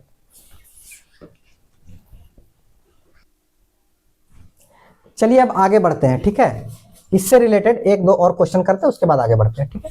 बस ये याद रखना है कि डी का मान अगर निकालेंगे 0 से बड़ा आ गया, तो उस टाइम जो मूल निकलेगा 2, वो अलग अलग निकलेगा, भिन्न निकलेगा, असमान निकलेगा, ठीक है, दोनों इक्वल नहीं निकलेगा। जिस टाइम 0 के बराबर अगर डी का वैल्यू आ गया, डी का वैल्यू निकाले और 0 के बराबर आ गया, उस टाइम क्या होगा कि 2 बराबर मूल निकलेगा, और जिस टाइम 0 से छोटा आ गया तो 2 काल्पनिक मूल निकलता है, वास्तविक नहीं निकलता है। जैसे देखो क्वेश्चन एक है, ठीक है, क्वेश्चन है कि ये 2x square minus 4x plus 3 equal to 0, इसका मूलों की प्रकृति निकालना है, कि मूलों की प्रकृति ज्ञात कीजिए, मूलों की प्रकृति ज्ञात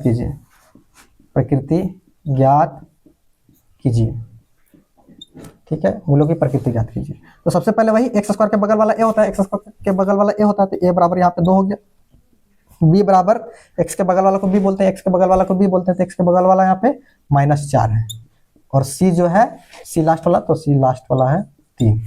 तो डी होता है विविक्त कर, डी बराबर क्या निकालते हैं, B square minus 4ac formula होता है, फॉर्मूला में बैठा दो, तो बी स्क्वायर -4 का स्क्वायर -4 गुना ए का मान 2 और सी का मान 3, ए का मान 2 और सी का मान 3, -4 का स्क्वायर 16 -4 दूनी 8 और 8 को 3 से गुना करेंगे तो 8 3 का 24, 16 में 24 घटाएंगे तो -8, ठीक है। डी बराबर आया -8, मतलब माइनस नेगेटिव नंबर आ गया, मतलब 0 से छोटा नंबर आ गया, 0 से छोटा आ गया, -8 निकला मतलब नेगेटिव, और नेगेटिव जो है वो 0 से छोटा है। तो जिस टाइम अगर डी का मान 0 से छोटा रहेगा, उस टाइम 2 काल्पनिक मूल निकलता है। तो लिखना है, क्या लिखना है कि दिए गए समीकरण का 2 काल्पनिक मूल होंगे। समझ में आया, ठीक है, समझ में आया, ठीक है। एक क्वेश्चन और एक क्वेश्चन और करेंगे, जल्दी वीडियो को रोक के और जल्दी लिखो, ठीक है। एक क्वेश्चन और देंगे, एक क्वेश्चन और इससे करवाएंगे, उसके बाद लास्ट एक कंसेप्ट है, उसके बाद चैप्टर पूरा खत्म, ठीक है। चलो ठीक है, वीडियो को रोक के नोट्स कर लेना है।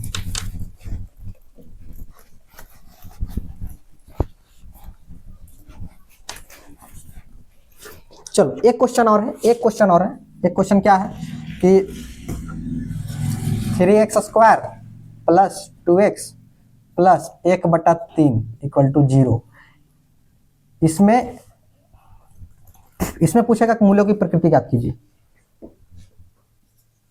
के मूलों की प्रकृति ज्ञात कीजिए। कैसे करेंगे?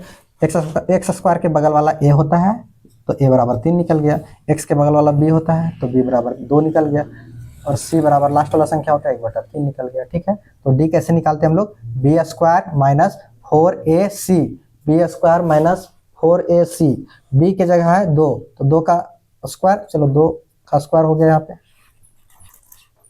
2 का स्क्वायर माइनस 4 गुना a का मान 3 है और c का मान 1/3 है, ठीक है। 2 का स्क्वायर 4 माइनस ये 4 ऊपर 3 नीचे 3 कट गया, ठीक है। तो 4 को 1 से गुना करेंगे 4 ही बचेगा। अब 4 में 4 घट गया तो कितना मान बचा?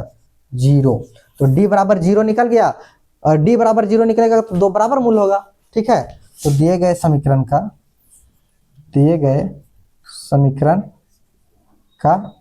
2 बराबर मूल होगा,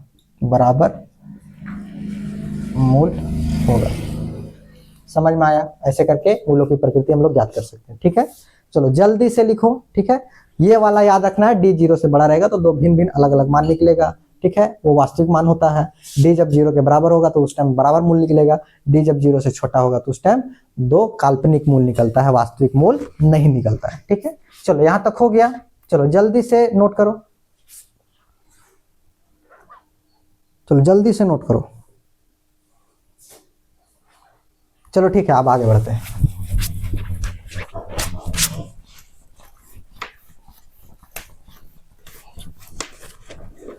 अब एक लास्ट कंसेप्ट है द्विघाती सूत्र, यहीं से 5 नंबर का क्वेश्चन आता है, ठीक है। लॉन्ग क्वेश्चन आता है, 5 नंबर का क्वेश्चन, बहुत ही आसान।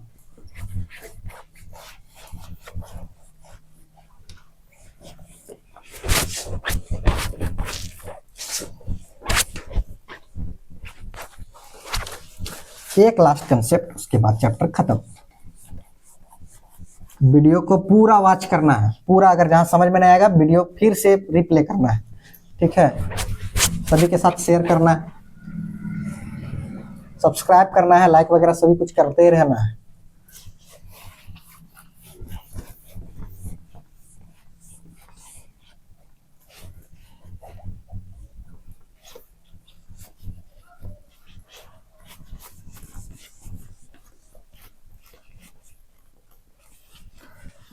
चलो स्टार्ट करते हैं। अब आता है क्या? द्विघाती सूत्र। द्विघाती सूत्र, इसी का क्या नाम होता है? श्रीधराचार्य सूत्र, श्रीधराचार्य सूत्र। अब ये क्या है? ठीक है। तो वो x मूल निकालने का फॉर्मूला होता है, ठीक है। क्या होता है कि अगर ax² plus bx plus c equal to 0 कोई भी द्विघात समीकरण है, ठीक है, तो उसका मूल कैसे निकलेगा? तो x बराबर होता है कि जो बीच वाला b रहेगा उसमें माइनस चिन्ह लगाते हैं, तो b है बीच में तो उसके साथ माइनस का चिन्ह लगाए, ठीक है। बीच में हमेशा यहाँ पे प्लस और माइनस का चिन्ह लगता है। क्या लगता है? प्लस और माइनस का चिन्ह। उसके बाद रूट अंडर लगाते हैं, जो यहाँ पे b लिखते हैं उसी का स्क्वायर होता है, ठीक है। b लिखते हैं उसी का स्क्वायर होता है, -4 और a और c, ठीक है, बट्टा में 2 और a, ये फॉर्मूला है, ठीक है। -b plus minus root under b square minus 4ac/2a, -b plus minus root under b square minus 4ac/2a, -b plus minus root under b square minus 4ac/2a, ठीक है। लेकिन हम लोग तो जानते हैं कि डी बराबर 1 होता है बी स्क्वायर माइनस 4ac, ये भी तो एक फॉर्मूला है ना। तो देखो बी स्क्वायर माइनस 4ac बराबर डी होता है, यहाँ पे भी बी स्क्वायर माइनस 4ac बराबर डी लिख सकते हैं। तो एक यहाँ से एक फॉर्मूला जनरेट होता है प्लस माइनस रूट अंडर इतना के जगह इतना के जगह इतना के जगह हम लोग क्या लिख सकते हैं डी, तो यहाँ पे डी लिखेंगे और बट्टा में 2a, यही निकालने का फॉर्मूला है, मूल निकालने का फॉर्मूला है। ठीक है, चलो एक क्वेश्चन। ठीक है, चलो ये वाला फॉर्मूला को हम लोग ये वाला यूज करेंगे। ठीक है, एक फॉर्मूला ये यूज करेंगे, एक फॉर्मूला ये यूज करेंगे, एक फॉर्मूला ये और एक फॉर्मूला ये। चलो ये दोनों फॉर्मूला को हम लोग साइड में लिख लेते हैं, थोड़ा सा साइड में लिख लेते हैं। ठीक है, चलो मिटा के थोड़ा सा साइड में लिख लेते हैं, क्योंकि क्वेश्चन लॉन्ग क्वेश्चन है, 5 नंबर का क्वेश्चन पूछेगा। ठीक है, 5 नंबर का क्वेश्चन पूछता है।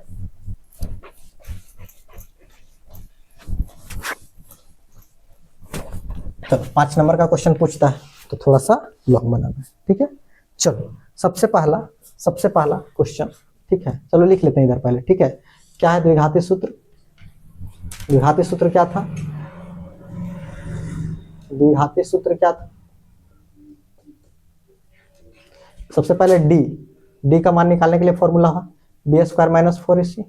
ठीक है, डी निकालने का ये फॉर्मूला होता है बी स्क्वायर माइनस 4ac।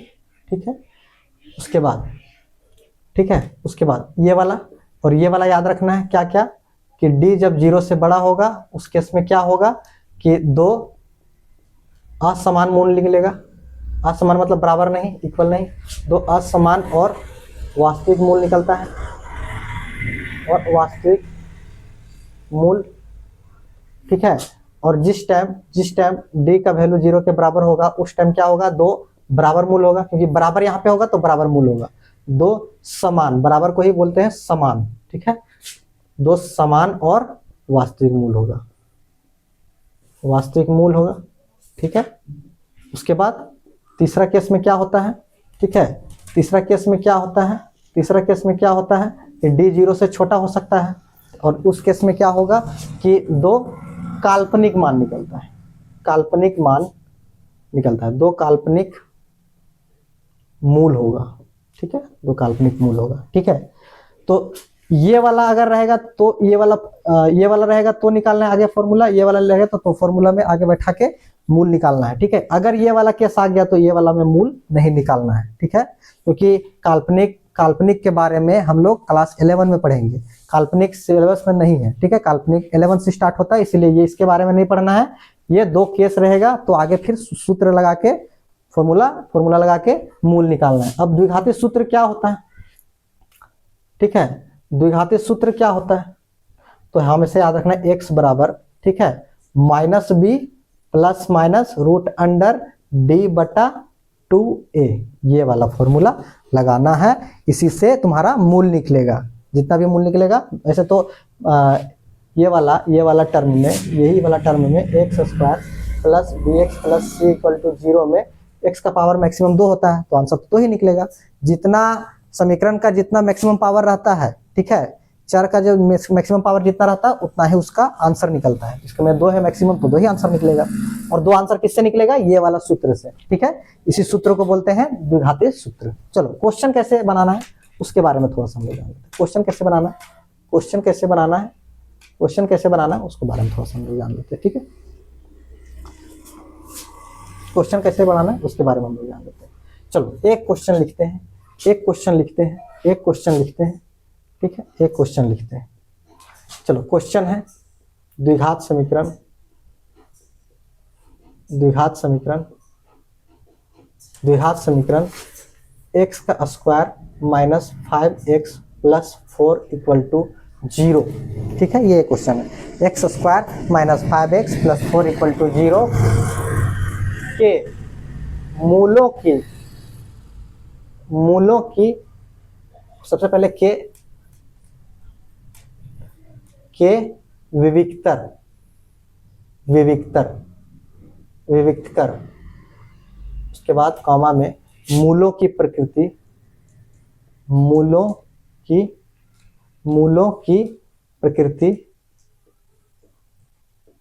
की प्रकृति और द्विघाती द्विघाती सूत्र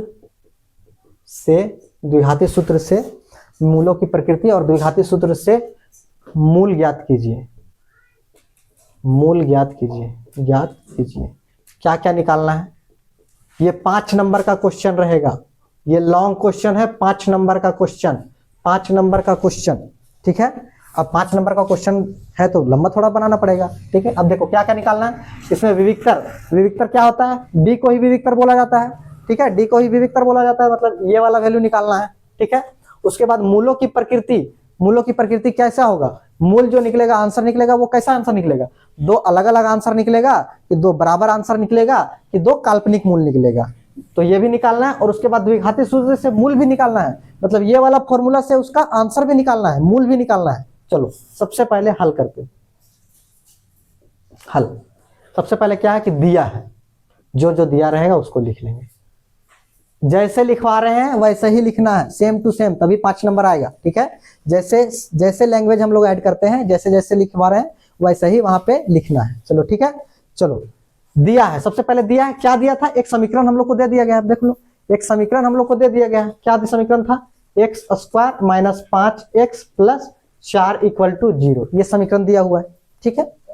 अगर ये समीकरण दिया हुआ है तब, ठीक है, तब नहीं, देखो क्या ax², चूंकि ax² + bx + c = 0 से तुलना करने पर, ठीक है, कंपेयर करने पर, तुलना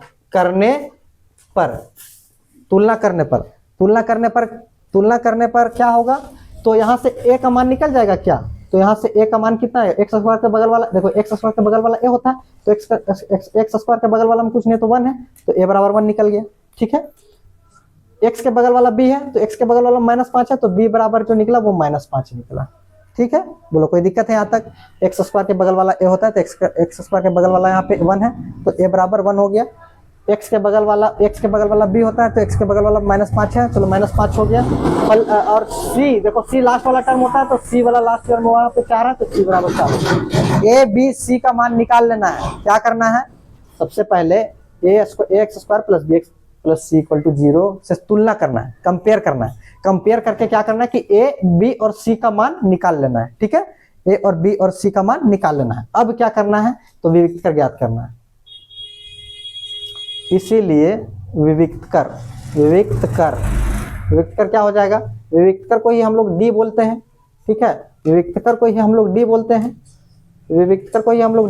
और d कैसे निकलता है, d निकालने का फॉर्मूला देख लो, b² - 4ac, तो b² - 4ac यहाँ पे लिख दो, b² - 4ac। अब यहाँ से निकाल लो, b का मान देखो -5 है, तो -5 का स्क्वायर हो जाएगा, और -4 गुना a का मान है 1, तो 1 लिख दो, और c का मान है 4, तो 4 लिख दो, ठीक है। अब -5 का स्क्वायर, देखो माइनस का स्क्वायर प्लस हो जाएगा, 5 का स्क्वायर 25 हो जाएगा, तो 25 - 4 × 4 और 4 × 4 = 16। 25 में 16 जब घटाएंगे तो 9 बचेगा। d का मान 9 आया, जो कि 0 से बड़ा है। अगर d का मान 9 आया और 0 से बड़ा है, तो जब d का मान 0 से बड़ा होता है, तो 2 असमान और वास्तविक मूल निकलता है। क्या निकलता है, 2 असमान और वास्तविक मूल निकलता है। तो लिखना है कि इसीलिए दिए गए समीकरण के 2 असमान मतलब अलग अलग असमान और वास्तविक मूल होंगे,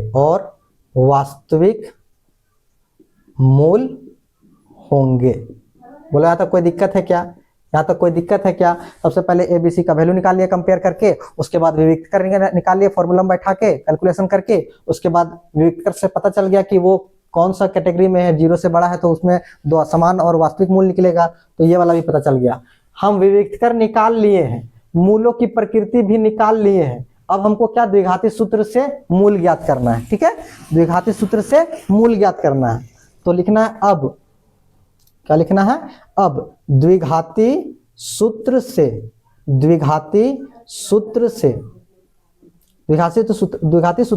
क्या होता है फॉर्मूला, x = -b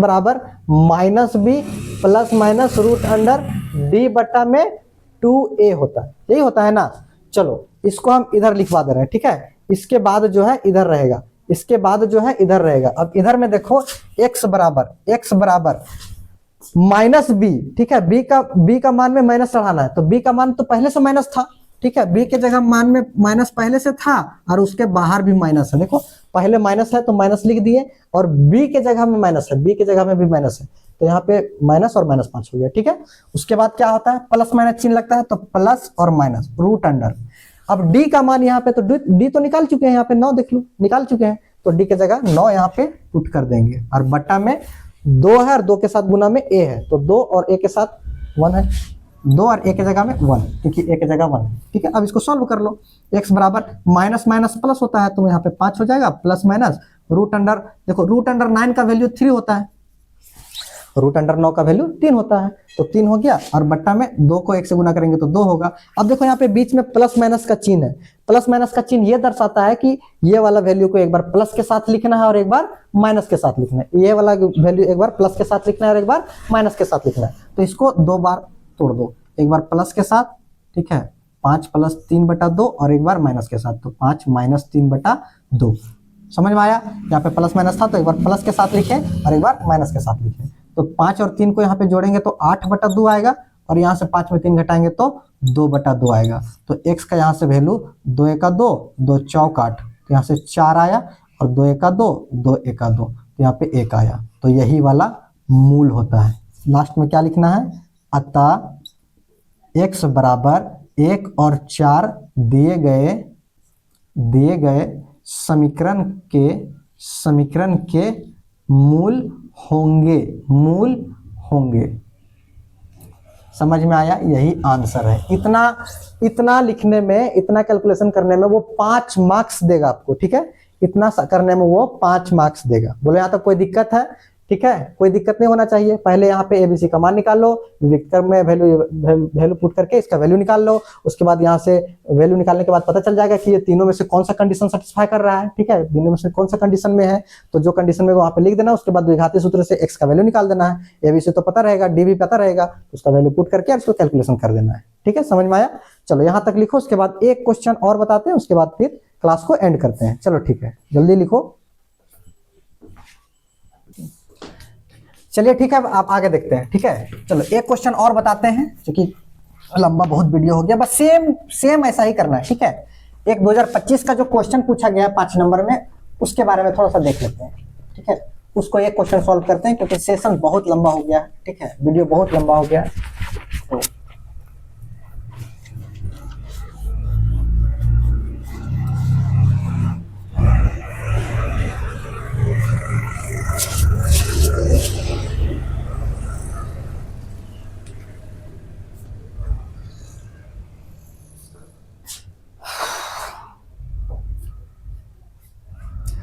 चलिए एक क्वेश्चन और ले लेते हैं, ठीक है। 2025 में पूछा गया ये क्वेश्चन है, 2025 में पूछा गया क्वेश्चन है, क्या क्वेश्चन है कि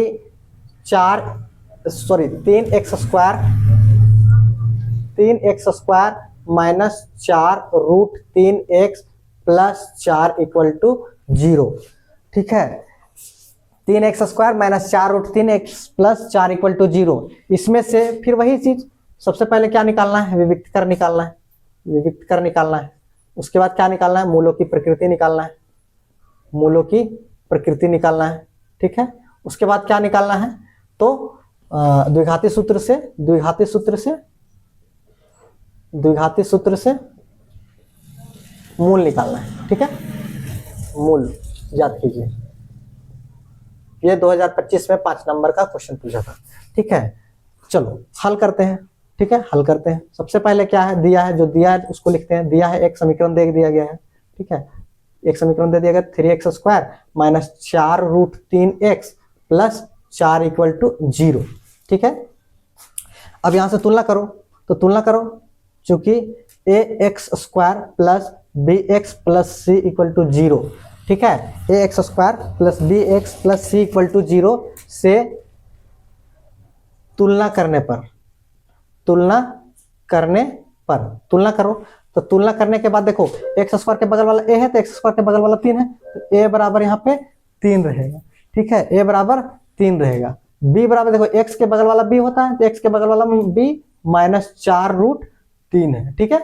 और सी होता है लास्ट वाला, तो सी की जगह 4 है, ठीक है। एबीसी निकल गया, तो डी का मान विविक्त कर, ठीक है, यहाँ पे लिख लेना विविक्त कर, विविक्त कर, ठीक है। विविक्त कर क्या होता है, बी स्क्वायर माइनस 4ac, अब वैल्यू वट पुट कर दो, -4√3 का होल स्क्वायर माइनस 4 गुना ए का मान 3 गुना सी का मान 4, तो यहाँ माइनस का स्क्वायर प्लस हो जाएगा, 4 का स्क्वायर 16 और आधा 3 का स्क्वायर पूरा 3, ठीक है।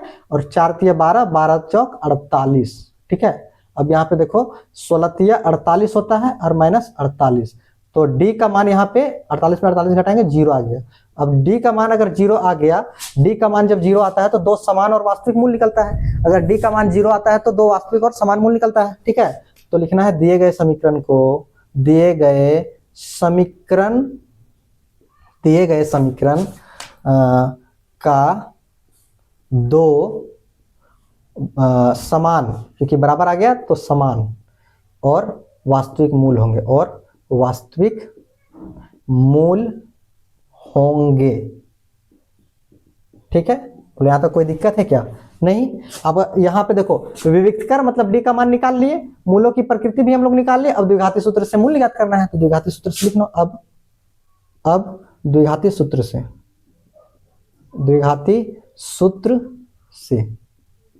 द्विघाती सूत्र से क्या formula, x square minus x बराबर minus b plus minus root under D, और बट्टा में होता है 2a, यही होता है ना।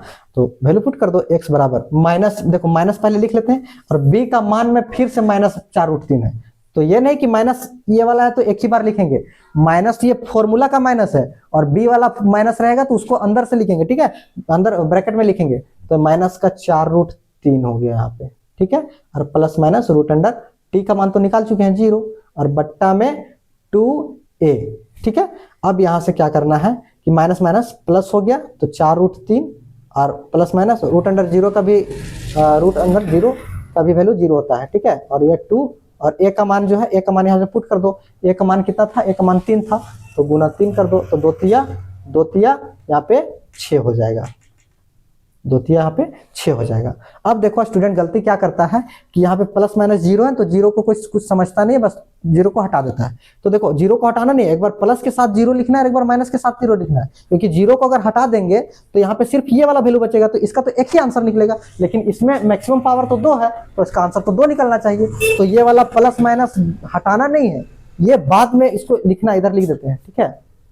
उसमें क्या करना है कि एक बार उसको प्लस के साथ लिखना है, तो 4√3 एक बार प्लस के साथ 0 लिखेंगे, और बट्टा में 6 है, और यहाँ से 4√3 एक बार माइनस के साथ बट्टा में 6, तो यहाँ से x का वैल्यू निकलेगा। 4√3 में 0 को जोड़ने पर कोई फायदा नहीं है, तो 4√3 ही बचेगा बट्टा में 6, और यहाँ से 4√3 में 0 को घटाने पर भी कोई फायदा नहीं है, तो ये 6 बचेगा, ठीक है। अब देखो 2 दूनी 4, 2 तिया 6, तो x बराबर यहाँ से निकला 2√3 बट्टा में 3, और यहाँ से भी इसको काट दो, तो 2 दूनी 4, 2 तिया 6, तो 2√3 और बट्टा में 3। चूंकि देखो ये आधा 3 और ये पूरा 3 है, ये आधा 3 और ये पूरा 3 है, तो ये आधा 3 से पूरा 3 में काटेंगे तो आधा 3 अभी भी तो बचेगा इसमें, ठीक है, क्योंकि ये पूरा 3 था वो आधा 3 था, तो आधा 3 से ये वाला काटेंगे तो आधा 3 तो बचेगा इसमें, और इसको भी इसी तरह काटेंगे तो 3 एक 3, आधा 3 काटेंगे तो ये आधा 3 और बचेगा। तो x का फाइनल आंसर कितना निकला कि 2/√3 और 2/√3। देखो d का बराबर 0 था, तो उस टाइम समान निकला, इक्वल निकला ना, वैल्यू इक्वल मूल निकला ना, तो लास्ट में लिख देना है, ठीक है, कि दिए गए, चाहे लिख देना ऐसे कि अतः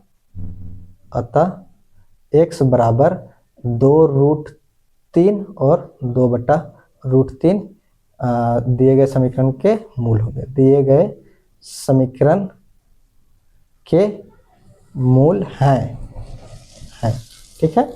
चलो अगर कोई भी और क्वेश्चन रहेगा तो बस ये इसी तरह सेम प्रोसेस, ABC निकाल लेना है, D निकाल देना है कैलकुलेशन करके, उसके बाद द्विघाती सूत्र से x का वैल्यू निकाल लेना है, ठीक है।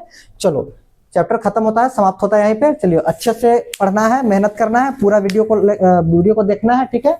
और इसी तरह और भी हर एक कोशिश करेंगे कि हर एक दिन का जितना भी लेक्चर है बच गया है, ठीक है, वो सब एक एक दिन करके सारा लेक्चर वीडियो अपलोड कर दिया जाएगा, ठीक है। आप लोग पढ़ते रहिए, और मेहनत करते रहिए, ठीक है, जुड़ते रहिए और फिर सभी को शेयर करना है, ठीक है, जितने वीडियो को शेयर करना है, जितना ज़्यादा से ज़्यादा शेयर करना है और फिर देखना है, कमेंट करना है, कुछ चीज़ अगर समझ में नहीं आया तो उसको कमेंट करना है, ठीक है, अच्छा भी लगा तो भी कमेंट करना है, कुछ समझ में नहीं आया तो भी कमेंट करना है, ठीक है। और जो क्वेश्चन में प्रॉब्लम होता है तो ग्रुप में यहाँ पे जो वीडियो के नीचे जो डिस्क्रिप्शन होता है उसमें लिंक दिया जाता है टेलीग्राम का, ठीक है, तो टेलीग्राम में तुम लोग ज्वाइन हो जाओ, उसके बाद ज्वाइन होके वहाँ पे क्वेश्चन तुम लोग पूछ सकता है, कुछ भी होता है तो क्वेश्चन से रिलेटेड, ठीक है, कंसेप्ट से रिलेटेड सब कुछ पूछ सकता है, ठीक है। अच्छे से पढ़िए, अच्छे से रहिए, ठीक है, चलिए धन्यवाद, तब तक के लिए जय हिंद, मिलते हैं अगले क्लास में, अगले वीडियो में, अगले सेशन में, चलो।